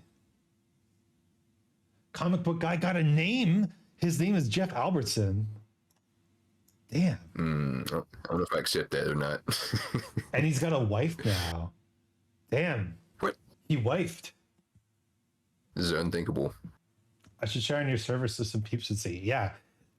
Honestly, if my server just becomes a place for people to share weird and outlandish stuff that they either find on the internet or create themselves, especially stuff they create themselves, I would love that. Expand the library. Well, I do be sending you Viper songs from time to time. I have made a personal pledge to listen to every single song that gets posted in that music channel. You're going to regret that purchase. I have not yet. Cytil sent some like half an hour long YouTube video of a guy just playing the Ghostbusters theme over and over in worse and worse ways. Oh, Super Ghostbusters. Super Ghostbusters, yeah. Yeah. That's rough. It was honestly, again, it's cool to see people experimenting in ways that I never would have even considered, right? And it's really what it is at its heart is classical music has a term for this, theme and variations, right? You set up a theme, you explore the variations. And that's such a classic way to develop a musical idea. Okay, well, can you classically analyze the Viper song 96 quite big bags of crack that I sent the other day. That's gonna be next week. We'll start off by analyzing Viper song 99 Quite Big Bags of Crack here on the channel. From we're gonna do some classical contrapuntal analysis and see if we can denote the form and structure. But we're not doing Shankarian analysis because that guy was a Nazi. Classical music analysis, culture drama. You can only get it here. Hell yeah. Wasn't that would be a lot of classical artists, wouldn't it? Yeah. Classical music analysis art drama is like 99% of classical music analysis. You know that phrase in the scientific community where new theories are only accepted once the defenders of the old theories die. It's like that. I can believe that. Yeah. That sounds really familiar. Apparently, comic book guy's wife is named Kumiko. She's a nerd too. She's big into cosplay, so they're quite perfect for each other. That is honestly fantastic. You know, I've been thinking about this for a while now, but growing up, there really was a gender divide between men and women when it came to nerdy topics, right? Yes. And maybe this is not a stereotype, this is an observation, but I have noticed that a lot of trans women who are around our age grew up on the male side of the video game appreciation spectrum and are now super into video games. Mm-hmm. And alternatively, a lot of trans men grew up on the female side of video game appreciation and are generally not into video games as much as they are into other things.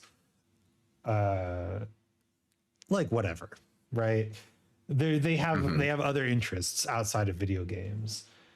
And honestly, seeing VTubers as a space where women who identify as women, whether they're trans women or whatever, have a space to just gush about video games and play video games and love video games, I feel like it's doing work for the culture, right? I feel like it's like the I feel like it's bringing the culture in that this cool thing that guys have, you know, had the permission to experience for so long. They finally have a chance to publicly, socially be accepted for doing it, right? and when you say for the culture, which culture? For video game culture, of course. Oh, okay. Yeah. Yeah, that makes sense. Yeah, dude. Culture is always lessened by gatekeeping. We need more diverse, interesting voices to explore the culture and contribute to its development, and that's true in any culture. And also, this is why I think AI art is kind of doomed to fail, because AI art is just all going to look like whatever's the most popular thing, which currently is kind of this like hyper realistic anime, whatever bullshit. You can always kind of tell there's an AI image, can't you? It looks like it's made out of like weird clay shit. Mm-hmm. But you need people to be adding things to the culture, and you get better things added to the culture when you get a broader variety of experiences in that culture, right? Yeah, it reminds me of a video I watched recently by a YouTuber named Nation Squid. He does a lot of technology based videos in connection with like technology and culture and whatever. And he made a video talking about how we shouldn't be afraid of AI. He's saying that it's not going to replace artists, which I think is way too optimistic. But hell, Huh? I thought I heard something outside the window. Anyway, The AI, the CAI is coming for you. that's what I thought because it happened like right after I said that, and I was like, "What was that?" They found me. They got me. But yeah, he was like, "Yeah, you're not going to be replaced because the thing that makes art special is the story that's behind it, not necessarily the like the painting or the drawing or whatever." Which I kind of don't agree with, but he's a little confused, but he's got the spirit. I understand what he's trying to say. It's the human aspect of art that can't really be replaced because you and me are sensible, sane, adult human beings. When we see a piece of art, we know that there's a human connection, and that's why whenever we see AI art, we just kind of like grimace at it and move on because it's nothing really. Yeah, it really is kind of just blah. It's the next iteration of corporate art. Yeah, that's for damn sure. But I think old boy is a little too optimistic saying that it's not going to replace real artists. He was like likening it to telegraph operators. They got their jobs displaced by telephones and shit. And he was like, well, these telegraph operators just became telephone operators later on.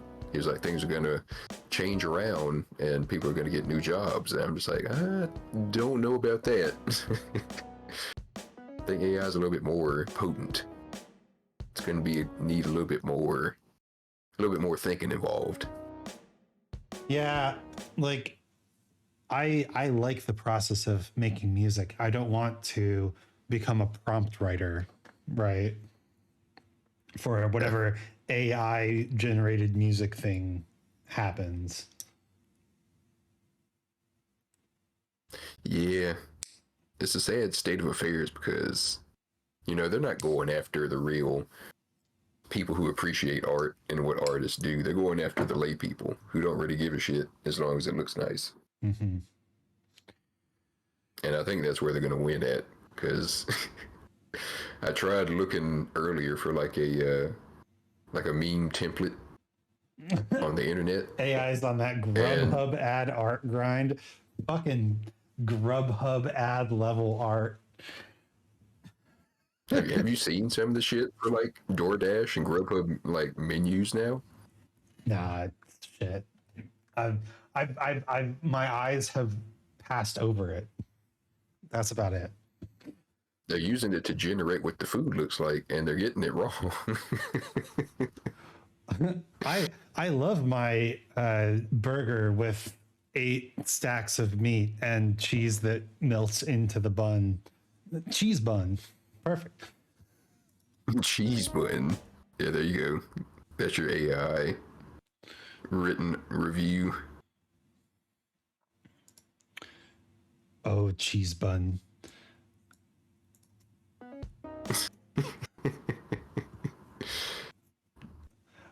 Give me hey ChatGPT. Give me William Shakespeare presents an ode to a cheeseburger, a 60-page play in 5 acts. I mean, it would do that. I would kind of like to see that.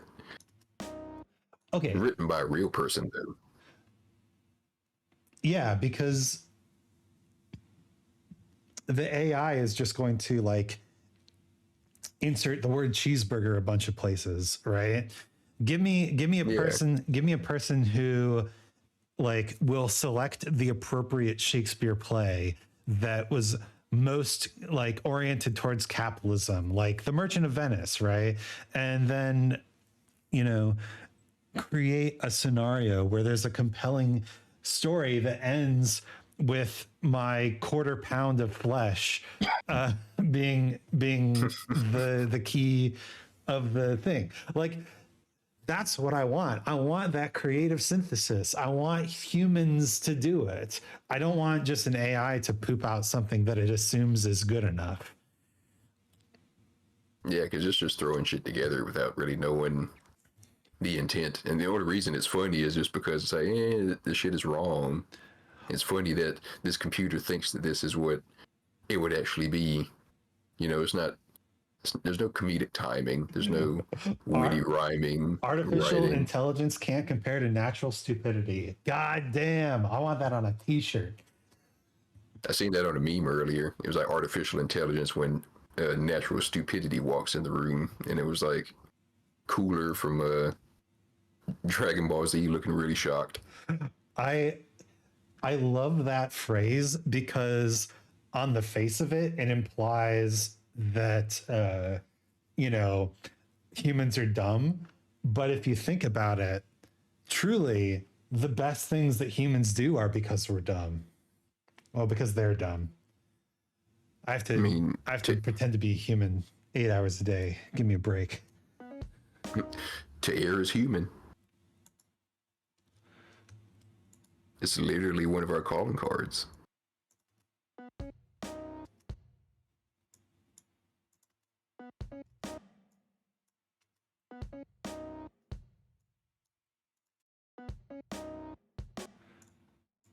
I just can't get this note right.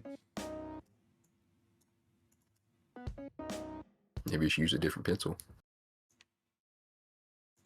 Yeah, you're right.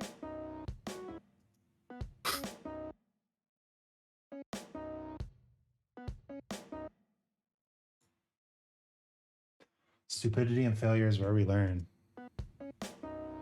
Yep. Only way to get it right is to get it wrong.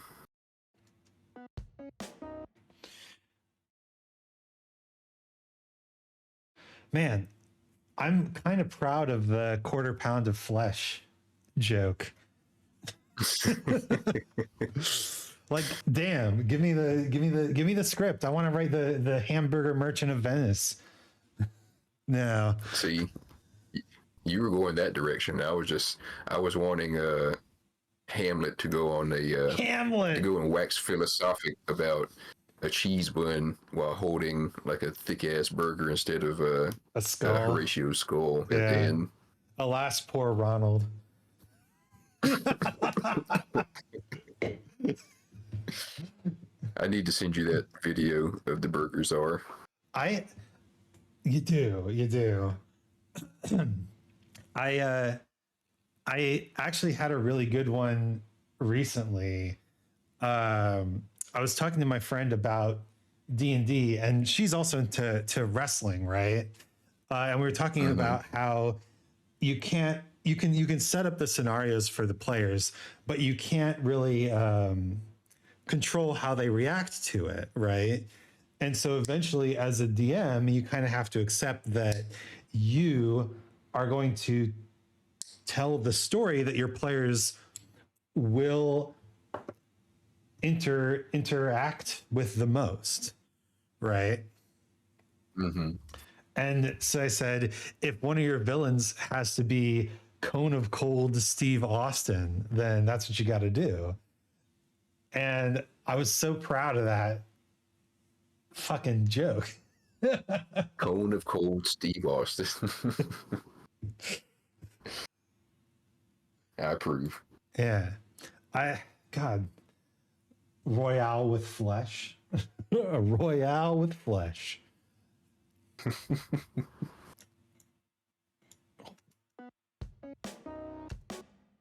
What a wonderful video.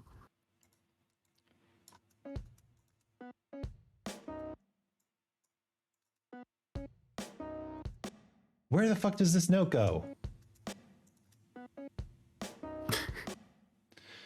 Let me have a listen.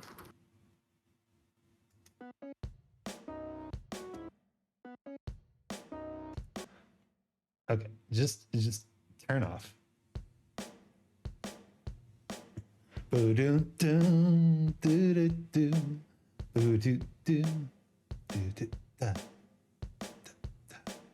da-da, ba-da-da, ba-da-da, ba-da-da, da-da-da, da-da-da, da-da-da.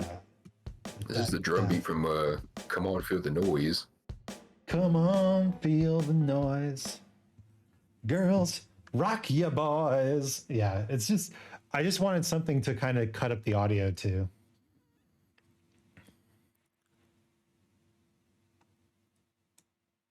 Tempo for this song.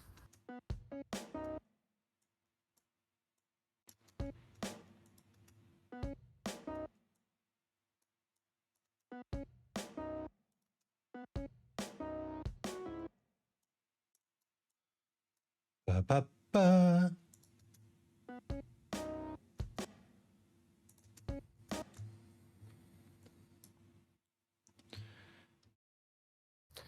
So are you trying to keep the whole, like, the entire ditty in there? Or are you trying to, like, chop it and screw it a little bit? I wanna chop it and screw it because it's a little bit too bright. It's a little bit too major for me. You know what I'm saying? Mm-hmm.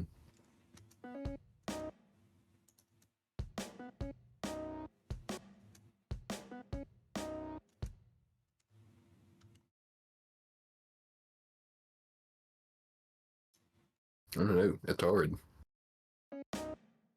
It's hard to get it to work with this drum beat.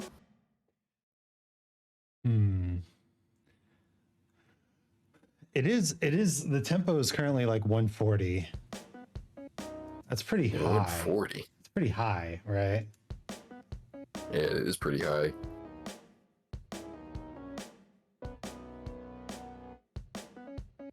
I think my shit that I make is usually around like 80 something.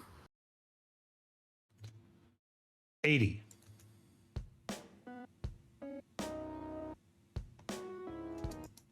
I gotta set my stretching properly.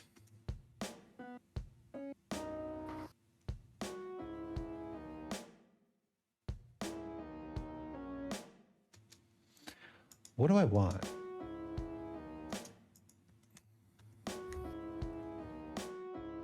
Yeah, that would be a good question to ask. Right?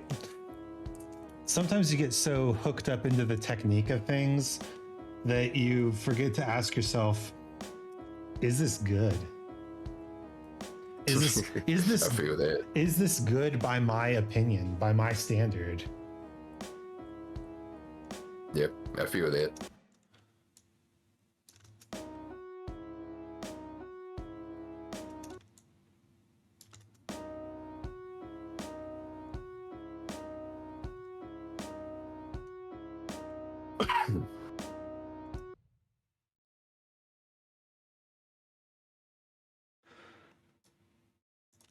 Yeah, let's Grubhub this bitch. I don't know what that means. I don't know. That sounds like a threat.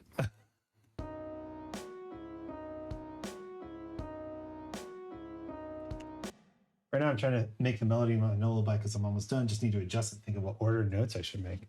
Yeah, man, same. Ordering the notes is tough. What the hell?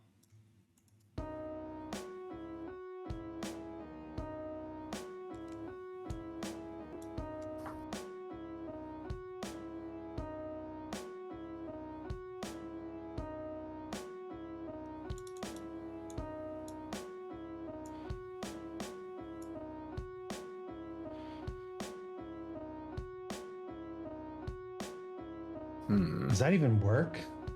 I don't think so. What instrument did you use for the theme, the Gracie Films part?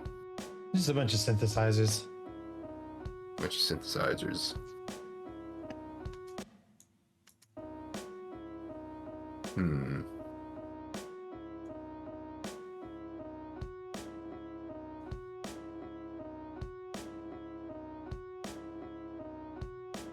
I wish you made it a lot deeper than this.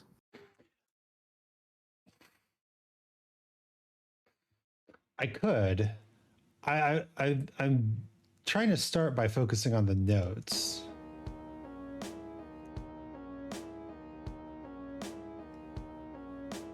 Is this good?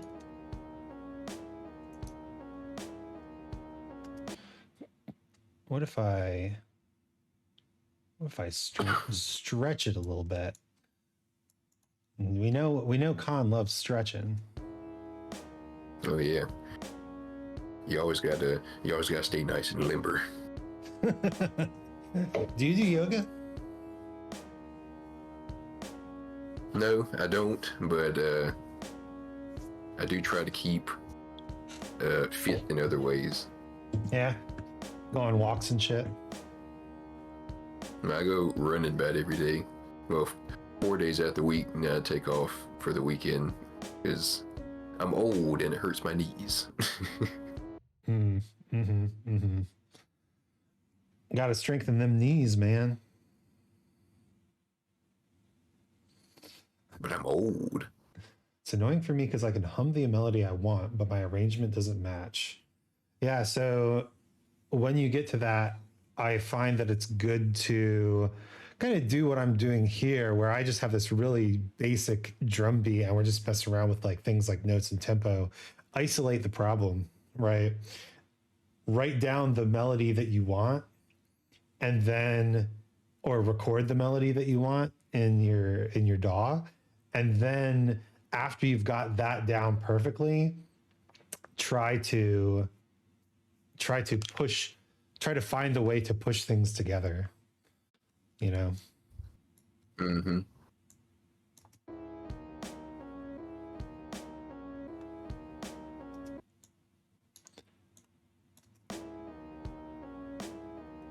Do martial arts and I stretch religiously to keep my legs ready for some head high kicks and to run. There you go, Con. There's a good reason to keep stretching. You got to be able to kick people in the face at a minute's notice. I can pull off a good super kick, no problem. I do have a fairly strong set of inseams. I've been Slavic squatting since I was in diapers. Good proper Russian squat. Can you do this is one that's always evaded me because I'm a little bit how should I put this? I'm a little bit gut heavy, but I can never do a pistol squat. Pistol squat. And you know what that is? A one-legged squat. A one-legged squat. Mm-hmm. I think I can do something like that. Don't hurt yourself. I mean, I'm assuming it's like you're in the Slavic squat position and then you just extend one leg out.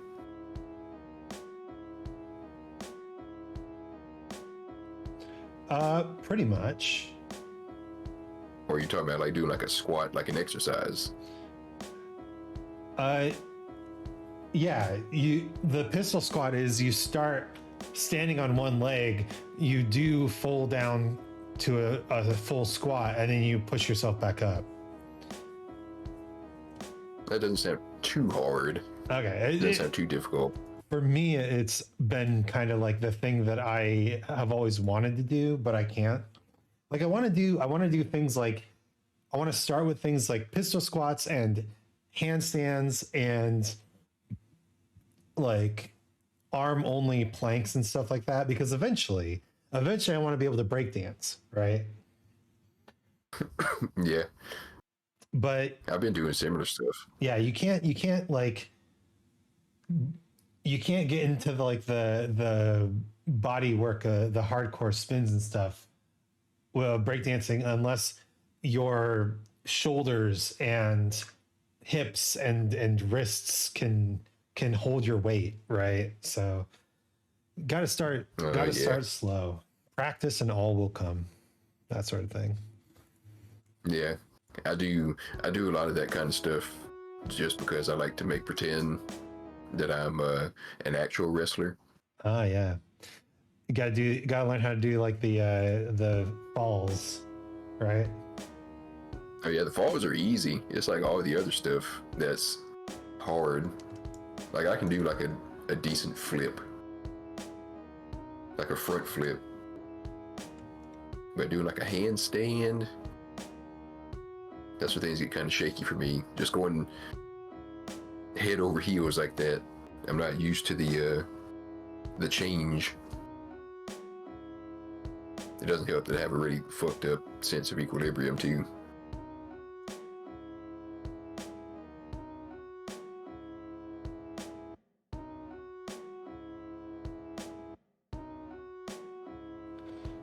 That sounds neat. That sounds neat.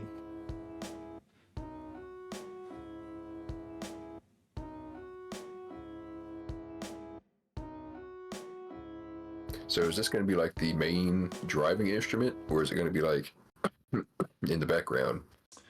I think it's gonna be kind of like I'm trying to craft a hook instrument, right?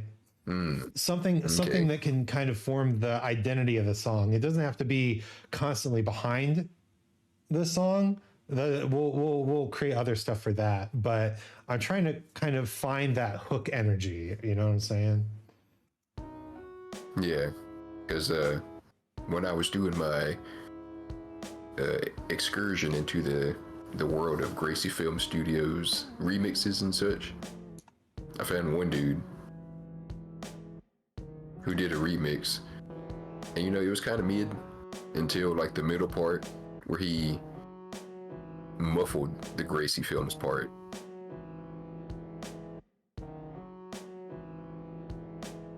And it kind of became almost ambient noise.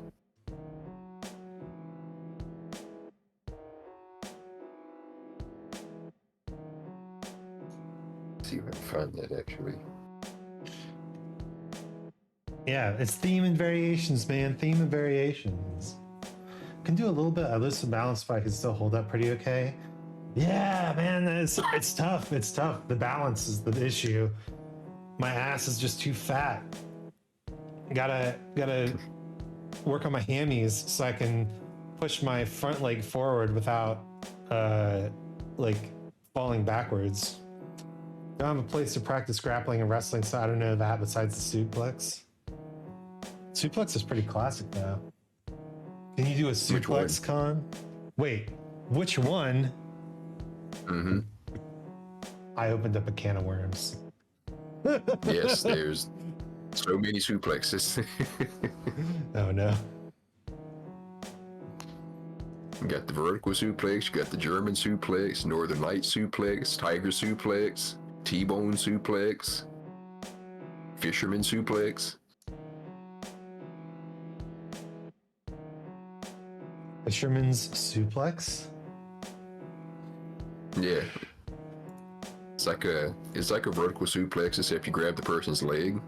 So when they land on their back, you have them in a pin position with the leg up.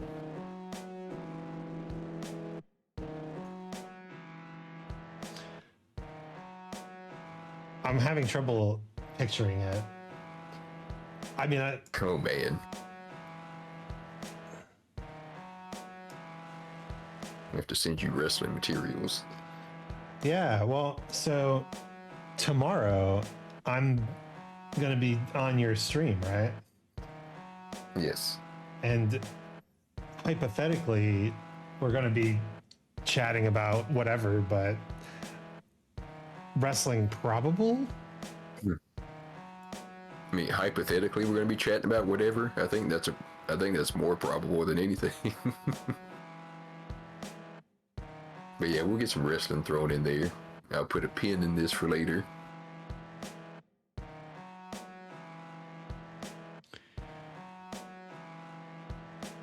One thing I like to Like practice how is the grunge it. ballista bomb and the cannonball power bomb.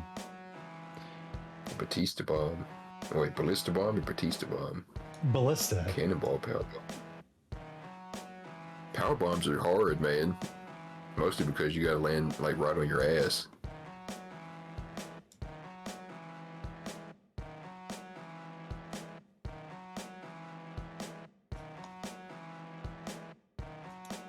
Yeah, I don't trust that. I don't have too much of an ass. So if I fall straight on my ass, there's a potential of compressing my spine.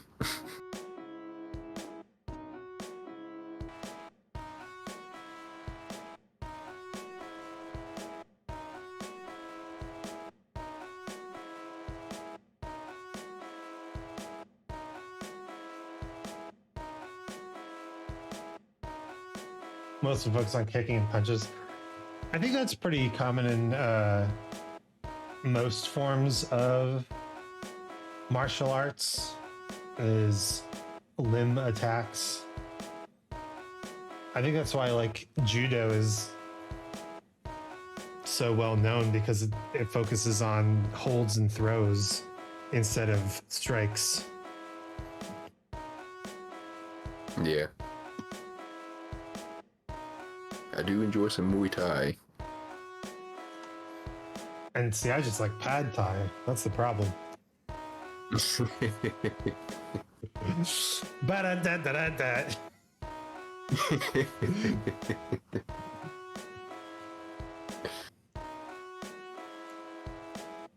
Nah, ain't nothing wrong with pad Thai. I would like some pad Thai right now.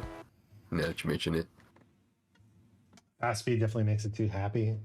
Yeah, I agree. I like this speed a little bit more. I sent you that remix I was talking about with the muffled part in the middle.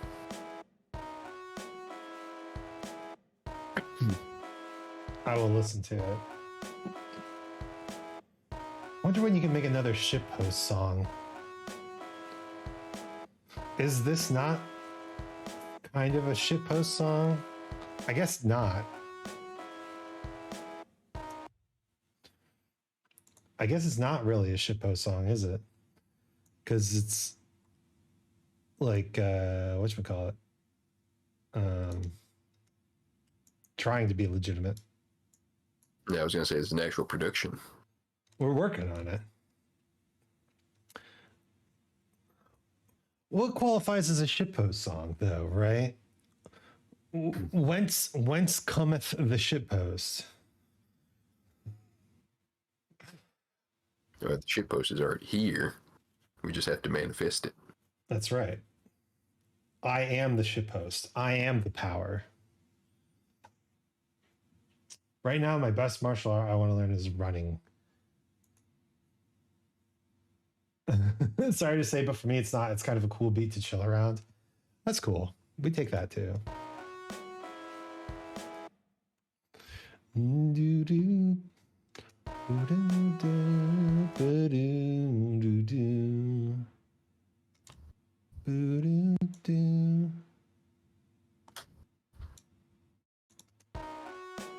Having the singing in both ears was nice. At 2 different intervals.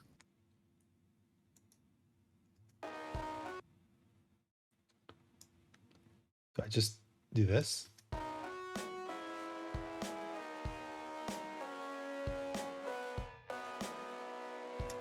No.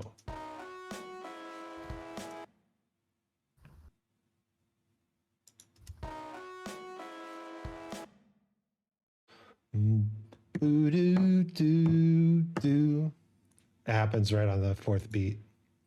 So I gotta split things here.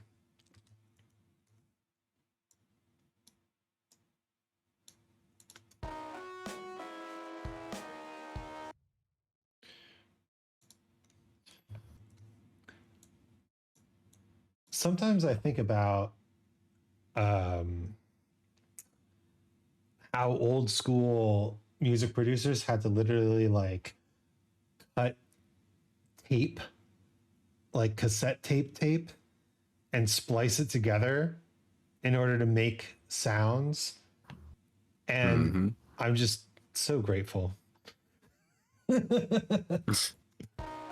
don't want to learn the classical ways.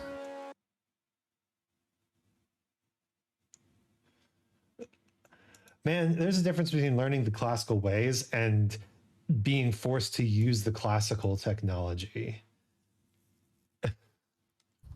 That's true.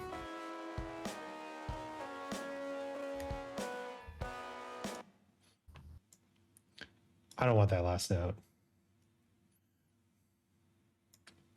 Fuck cadences. What did Cadence ever do to you? They took something I loved and they ended it.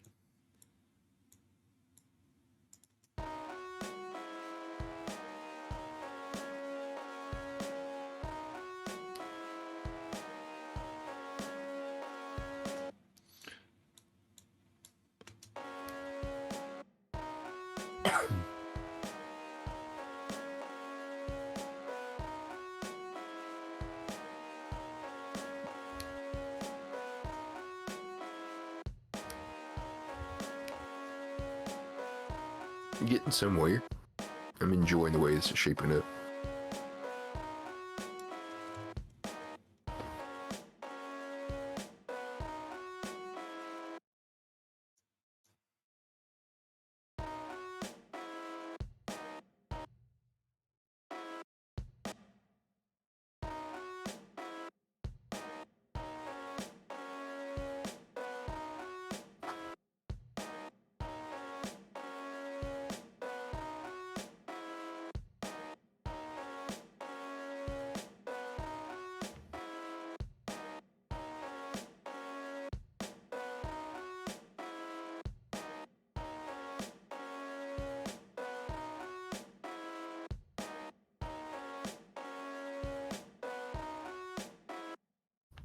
One, sample memes. Two, make your own meme.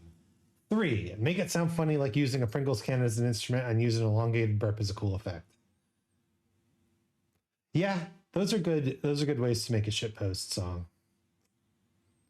It's actually about the intent, right? Is it supposed to be humorous? Whether it's an original thing that's your own thing, or referencing humorous things, right? The intent is humor. Yes. I have gone 2.5 hours without saving. Ooh.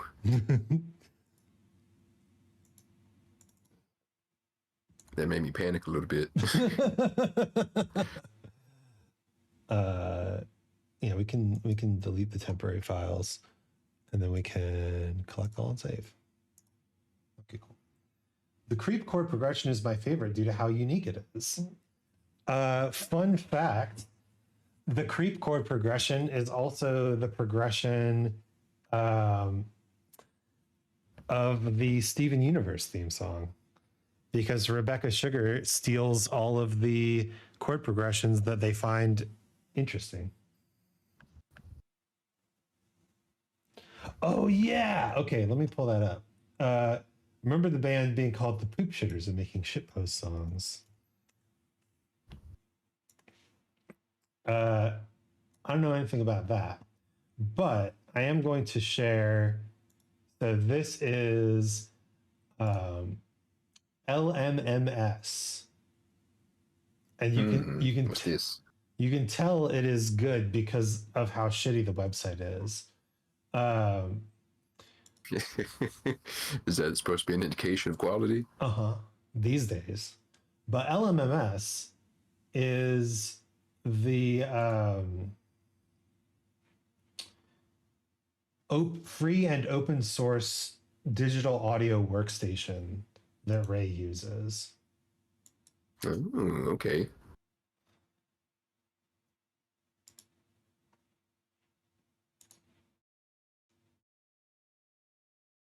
And as you can see, it looks really nice.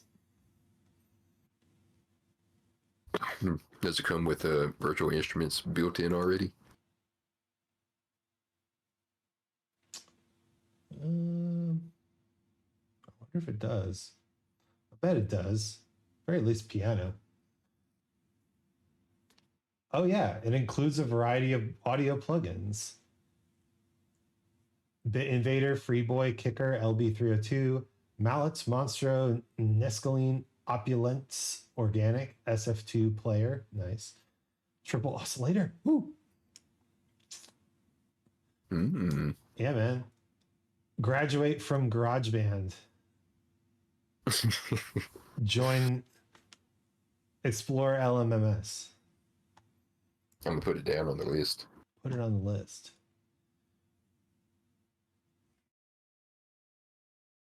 Thank you for reminding me, Ray. I wanna check that out sometime. It's only electronic stuff, and yes, well, but if it accepts most plugins, like the instruments that I use to create most of my music are not native to Ableton. They're mostly in this library, the Contact 5 library, which I won in a contest a long time ago. But Ableton just processes the sound effects. Welcome to the LMMS cult. I love boss cults. I love being part of the GIMP cult. I love being part of the, wow, that can be taken way out of context. I love being part of the OBS cult. Bring it on. The Blender cult. Oh my God, the Blender cult. The Blender cult is so strong. I didn't realize how popular and wild Blender was until I got indoctrinated, and now here I am making things in Blender. Hell yeah. All is progressing as it should. I've heard and Tragedy, aka the song I has used has the creep chord progression. Now my lullaby is going to be made with that chord progression. Dude, nothing wrong with stealing from the greats. How about the Ray cult? Ray Pierre cult? I'm a introductory member.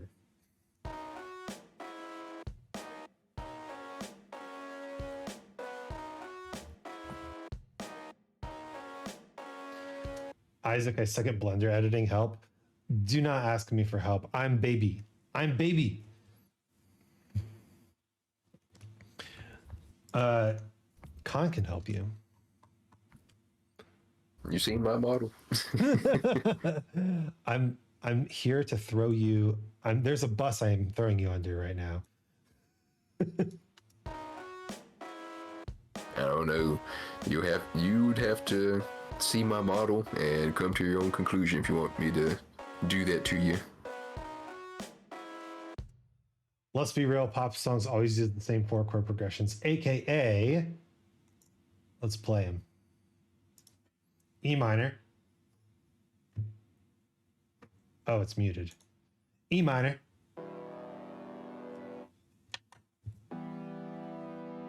C. G. D. Yeah. Those are the chords, I believe. I believe those are the chords. It's just that simple.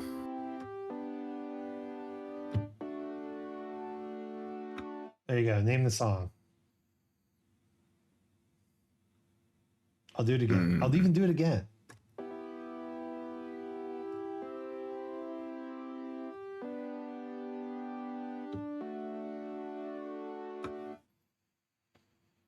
I'm gonna say Gin and Juice by Snoop Dogg. Excellent.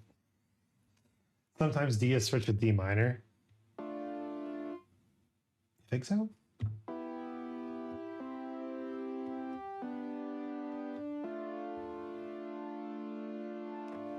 "21 Guns." Yeah. The other one, same chords.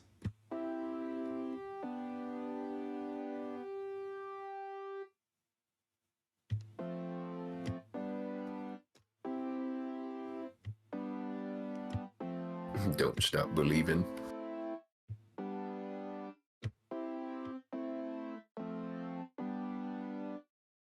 Yeah. But do you know why those chords? Do you know the truth? I don't know the truth. Actually, it's not that D is sometimes switched with D minor. It's that sometimes D is swapped for F. D and F. Yeah. Why those chords? I don't know. Beats the hell out of me. I'm not a musician. So in music, you talk about things like tension and release, right? Mm-hmm. And you can think of that in like terms of like songs that build up to the chorus. They're building up tension, and then you hit the chorus, and there's this big release, right? Yes. Good music, or accidentally good music, like Viper, uses harmony to support those moments of tension and release. So when you're in a particular key, like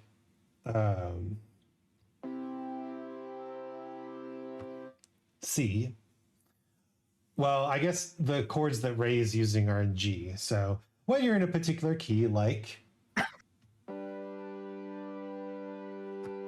G, right? Mm-hmm.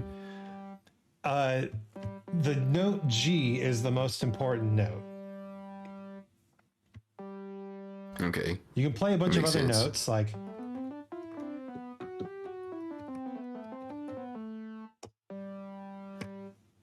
and actually in that video you sent me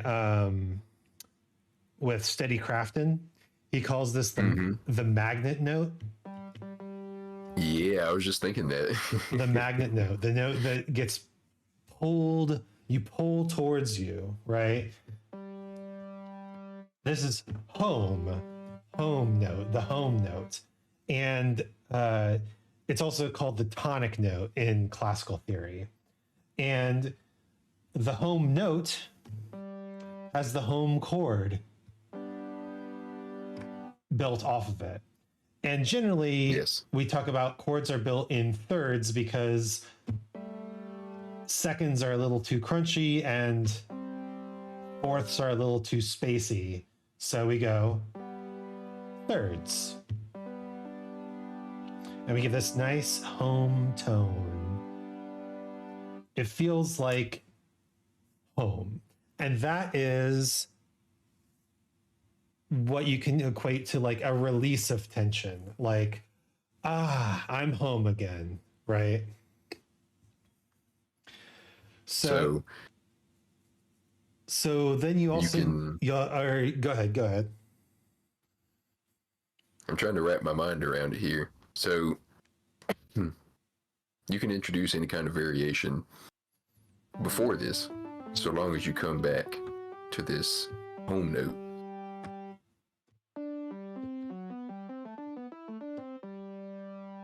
Yeah. And this is because we've grown up in a society where the major scale is the norm. And so when you hear this selection of notes in any order, your ear will gravitate towards that as the root, the base, the home, the tonic, whatever you want to call it. Mm-hmm. The magnet. So, how do you introduce tension, right? Well, what if we took our magnet note, and I said earlier that seconds or notes right next to each other are pretty crunchy. What if we took the note in the scale that's the closest to that? Okay. It wants to go here. Right? That's the tension. That's the tension. I also said like fourths are kind of crunchy. What if we take that note and put the fourth above it? What about this note? Another second. That one sounds kind of spooky. It's tense, right? Yeah.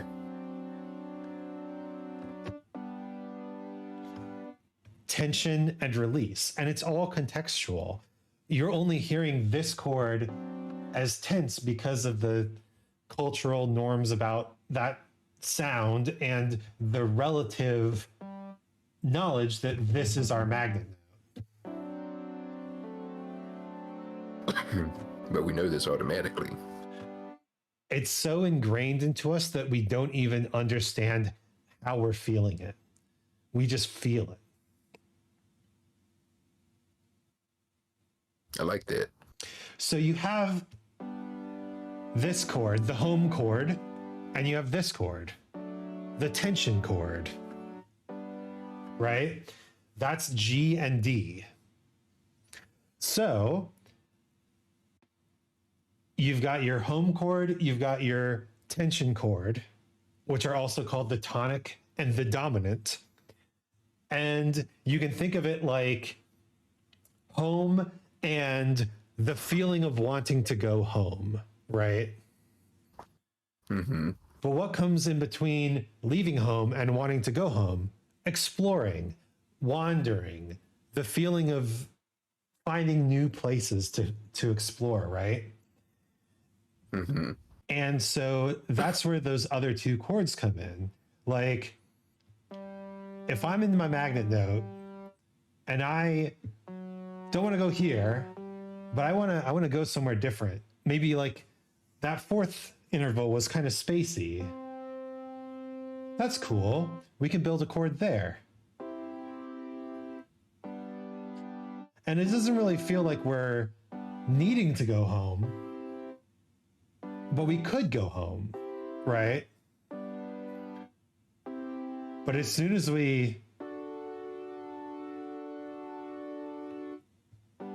now we need to go home, right? So the reason that, and so that chord is the C chord. So we've got 3 out of Ray's 4 chords, G, D, C, and then the last one is E. And you might notice that it is only one note different than C. And so essentially all it is it is another exploratory, floaty, kind of out there chord, just a different flavor of it. So basically you have home, you have the strongest pull towards home, and then you have 2 different flavors of exploration. And what happens when you put those chords in really any order, you start to feel this little journey. And if it's a good progression of the chord, then you can even loop that journey and get this feeling of forward momentum, which helps propel a song forward, especially a pop song. I like that. Yeah. So that's, and sometimes you'll actually hear journey. So that's why if I go like G, and then we start to explore E minor, let's keep exploring. Ooh, C. Okay, we've explored enough. Let's head home. D, and now we can go home. Bum, Man. bum, bum. Ba-da, ba-da, ba-da, da, da, da. Right? It's everywhere. There's one thing I don't understand in music. How does one use the diminished chord? Well, it's a little bit more of an advanced topic. But let's take this as our home. The diminished chord sounds like this. Is that right? There.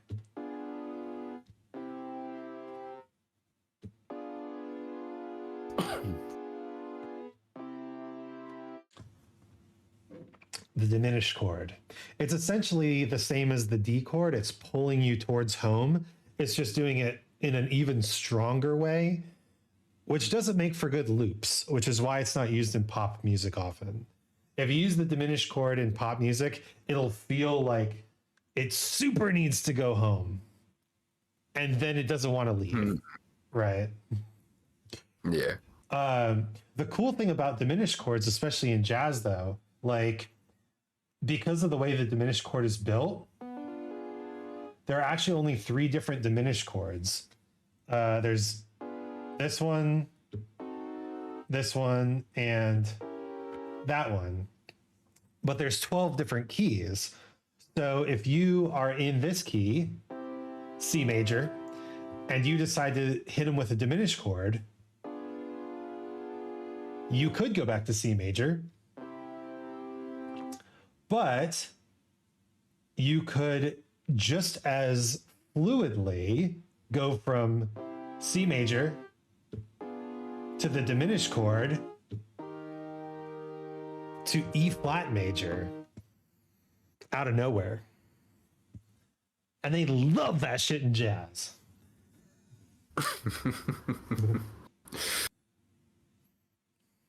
So weird, because like you're explaining these concepts to me, but I can also like hear them.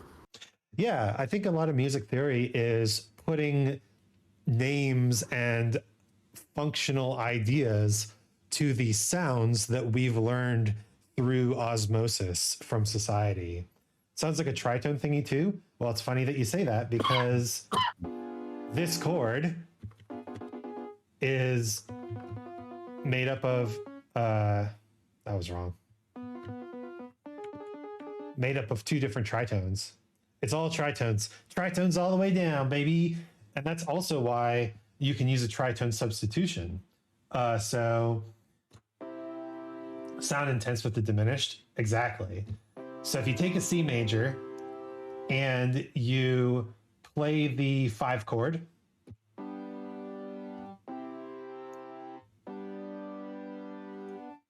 if you build the 5 chord right, like this, there's a tritone in there.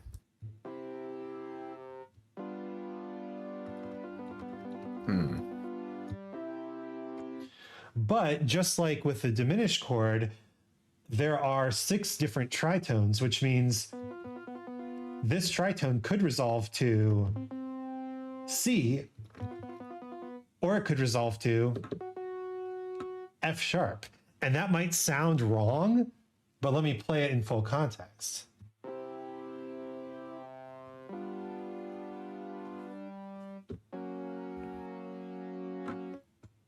It almost sounds right. It almost sounds right. Yeah, and jazz musicians love that. That's all I can say is jazz musicians eat that shit up. But yeah, so you take this chord, the C major, you have your this is called a dominant 7th chord because that's the interval of a 7th. So it's like 1, 2, 3, 4, 5, 6, 7. Okay. But if you use this tritone to build a different chord, same tritone,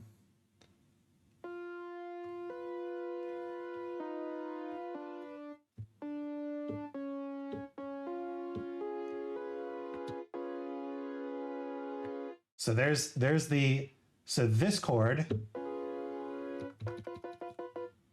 uses the same exact tritone as that chord, but this chord resolves there instead of here. So what you can do is from C, you can go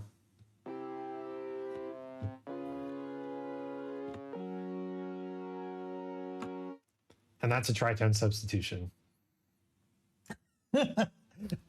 And it is. It almost sounds like church music. Bach was doing this shit so long ago.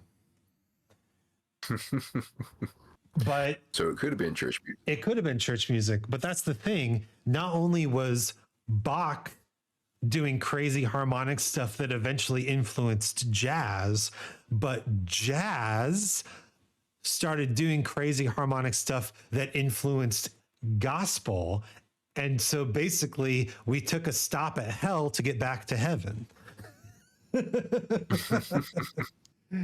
Essentially, you came back around. You started with contrapuntal church music. You pull that harmonic information into the sexy sin world of jazz, and then you bring it back to gospel.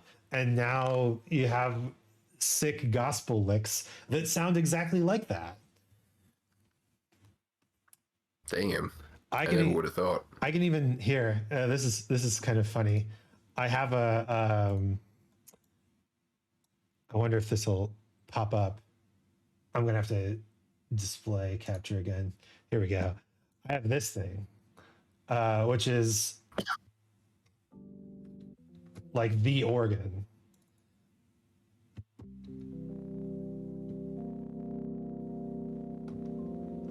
And you can set that chorus effect. Mm.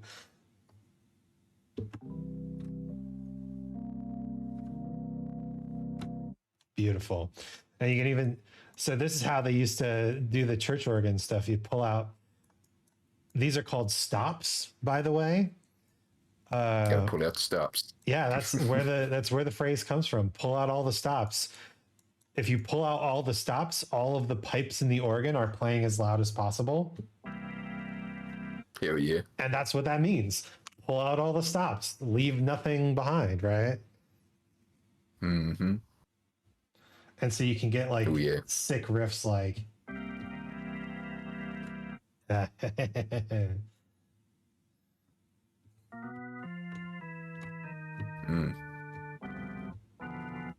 Let's do that riff. So we start with the like.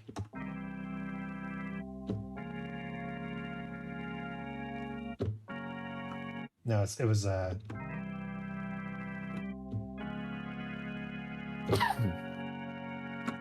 there you go. Absolutely gospel, but it's all jazz. Fucking love music so much.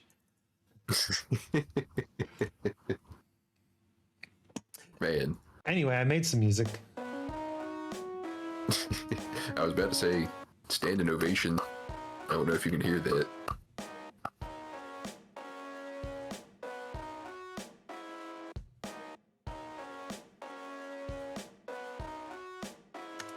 So this has a good riff sort of feeling. It does. I think what we'll want to do is set some drums to this that work better, right? Because this is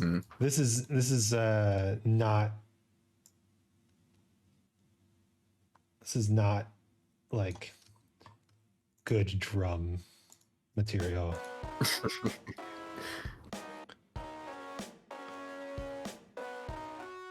We can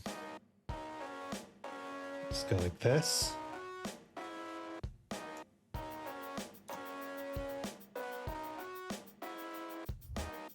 Want to use these techniques in metal soon? So metal is a fascinating genre that also pulls from classical in a lot of interesting ways, but not quite in the same ways as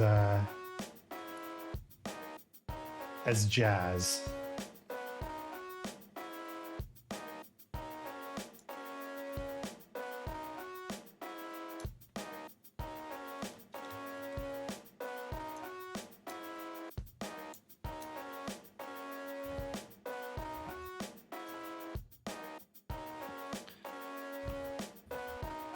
I do like the hi-hats. I think they help. Yeah, I'm wondering if they're too fast though. Should we do slower hi-hats? Try like half the number of hi-hats. Yeah, that's much better.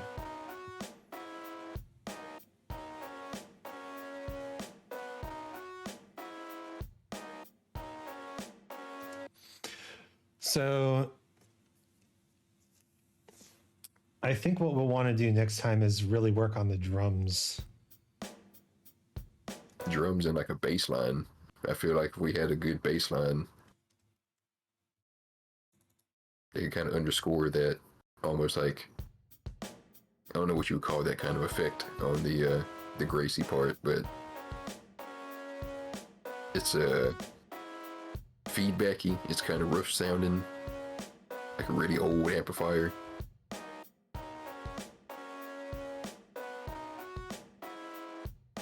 I think if we had some good bass, it would do it some good.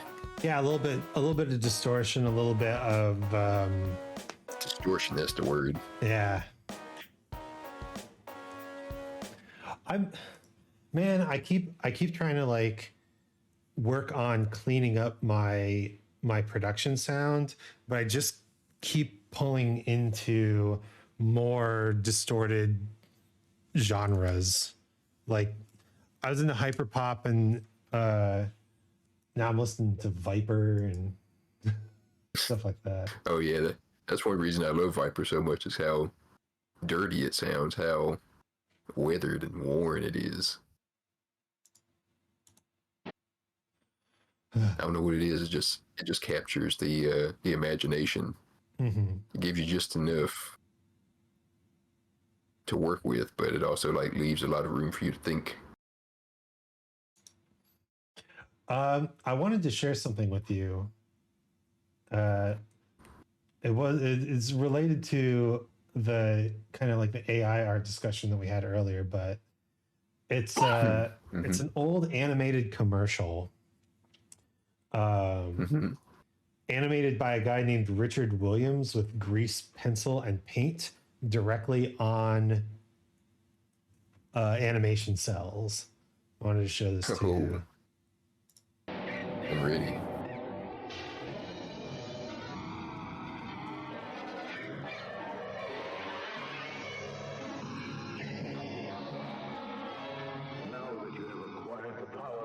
You must swear to me by the sacred sword of Jovan that you will use the power only for good, never for evil. Jovan's sex appeal aftershave alone. Remember, never for evil. Remember, never for evil. That's very sinister, but damn. Yeah, like the fucking artistry. Like, did you see all the like the 360-degree spins? Yeah, dude, like went hard. So fucking awesome. I miss when commercials used to have effort, you know? Well, and I think that's the thing. Like the fact that this commercial is still out there means people are still appreciative of the effort. And you can program a computer to make something like that really easily. But the fact of the matter is that it took one person's time and dedication and talent to establish this as a thing that could be done. And yeah, now computers can imitate it, but we still need artists to push forward and create new and interesting things. It's true. I think as time goes on, art in this way is going to have to become more and more niche, almost like underground. Because I don't know how mainstream art appreciation is. I don't know how much the average layperson cares about art that much, if you get what I'm saying. Mm-hmm. So I feel like we are going to have to like learn to take care of artists.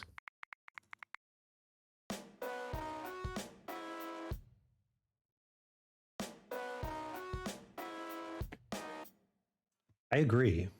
But I mean, yo, Isaac, I heard that Steamboat Willie is public domain. Got any thoughts on that? So many, but on the topic at hand, we'll save that for next time. I'll do my public domain Steamboat Willie rant sometime. Uh, uh, you can look at other areas where automation has really, really, really affected them, like woodworking, right? Mm-hmm.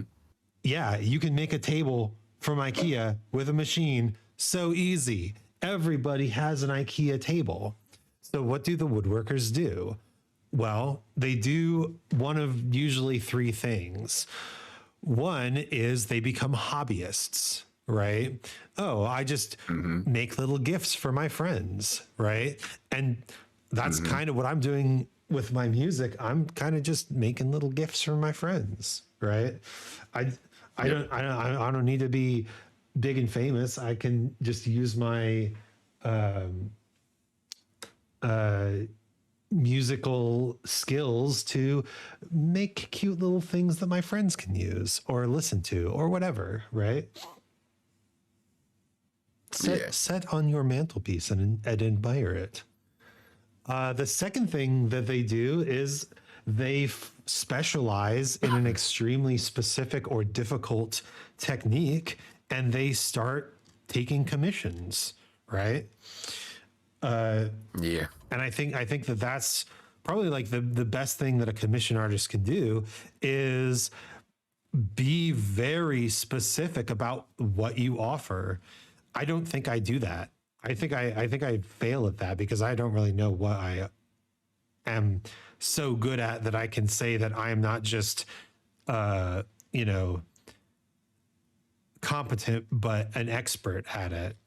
But maybe it's teaching people Man, maybe it's teaching people music theory. maybe if you ain't an expert, I don't know who is. Well, it's not so much that I don't have expertise, it's more that what can I do that is so specific and high quality that oh hey, the Lost Bunny Castile streaming Suica watermelon game. Nice. Welcome, Lost Bunny Castile and friends. Let's see. Extra, extra. Dive into the whimsical world of the Lost Bunny Castile, a guinea pig aficionado turned digital gardener in My Suica watermelon game. This streamer is sitting in the hot seat with a flair for inclusivity and a dash of mature content. Though their archives are as empty as Al Capone's vault, their charm is overflowing. Tune in for a hoot and a half with this one of a kind character. Yo, Crundle, yeah. Cast Raid. Welcome. Cast raid indeed. Welcome, Castile. We're I think we're just about wrapping up here, but I will pass your friends and you on to someone who I trust to handle your community. I don't know who we're rating yet. Welcome, Raiders. Thank you so much for stopping in. I really appreciate. If you don't know, my name is Isaac Anzu, Chimera VTuber. It's good to see y'all. I just followed Cass recently and haven't had a chance to really stop in a stream yet, but I'm hoping to. Who are Yep, we? cast is wonderful. Who are we rating? So many people playing Lethal Company today, or in general, and it's one of those games, kind of like what we were talking about, where it's like, I don't really want to just go watch people talk to each other. I want to be entertained, not watch a podcast. I don't know. Yeah, it's like what we were talking about earlier. Mm-hmm. Introducing another person to a quintuple. It's tough stuff. What was I just talking about though? Oh yeah, woodworking and expertise. Mm-hmm. The third path that you can take is using your woodworking skills as a steward of the woodworking community, we'll call it, where you combine your woodworking skills with teaching to teach other people, or you combine your woodworking skills with promotional and marketing experience to make a YouTube channel, right? All that sort of stuff. Yeah. I think we are going to raid Mr. Maxwell Flyweight, Lord of the Flyweights, who is currently playing Fallout 4 with a bunch of people in chat who I'm familiar with. And oh, wait, is he ending? One moment. Oh, shit. Oh, no, it was just a particularly long loading screen. Haha, classic Bethesda. Yeah, we're gonna raid Maxwell Flyweight, which will allow me to use my super cool custom raid thing. Ooh, I'm ready. Let's see if this works. Raid Maxwell Flyweights. Oh, this is perfect. Swinging in from Isaac Anzu's hot jazz sesh for raiding Maxwell Flyweight's Wasteland Bash with a bang. Let's jive, folks. That's cool stuff, that bot. Yeah, I like it. It's cute. Good little procedurally generated content. We love it. It's AI, isn't it? Everything's AI. I'm AI. You're AI. I'm just a one procedurally generated chimera who is drawing from a single lifetime's worth of experiences to generate this dialogue that you hear in your ears right now. I'm not even completely convinced that I'm real. Well, I hope that at the very least, the things that we've discussed tonight can reach a real spot in our audience where they can really appreciate the depth of the conversation and the cool things we talked about, from streaming to AI to tritone substitutions and everything in between. Hey, I had a good time. I'm glad. I will be on the Zarkon's stream. I'm going to shout out the Zarkon. I don't know why my shout out commands don't work anymore. It's dumb. But join me in following the Zarkon. I will be there tomorrow night to discuss who the fuck knows what. And everything. We'll see you there. We're turning into group streamers. No. But no, channels are going to start falling apart. But for now, we're going to raid friend of the channel and also wrestling VTuber. I don't know what is happening with my life that I keep stumbling onto you weirdos. We're going to raid Maxwell Flyway. So all of you in chat, wow, there's a lot of people in chat tonight. I don't keep the view count on, so I only see the number when I raid. Thank you so much for joining. My name's Isaac Anzu. This is the Zarkon. He's cool. I'm cooler. And we're both freezing our asses off in here. So let's get going. See, this is what I said. I don't have an outro yet. I have the snow theme, Hibernation Nation, the chillest and chilliest chimera, but I don't have an outro yet. How about it's cold in here, but I'm cooler. No, that's awful. Anyway, colder than a polar bear's toenail. Colder than a polar bear's toenail. Anyway, I'm getting out of here. I'm going to take Khan with me. He needs to be let out to use the bathroom. So I hope you have a good night and enjoy Maxwell Flyweight. Copy that raid message. Tell him I sent you. Until next time, farewell.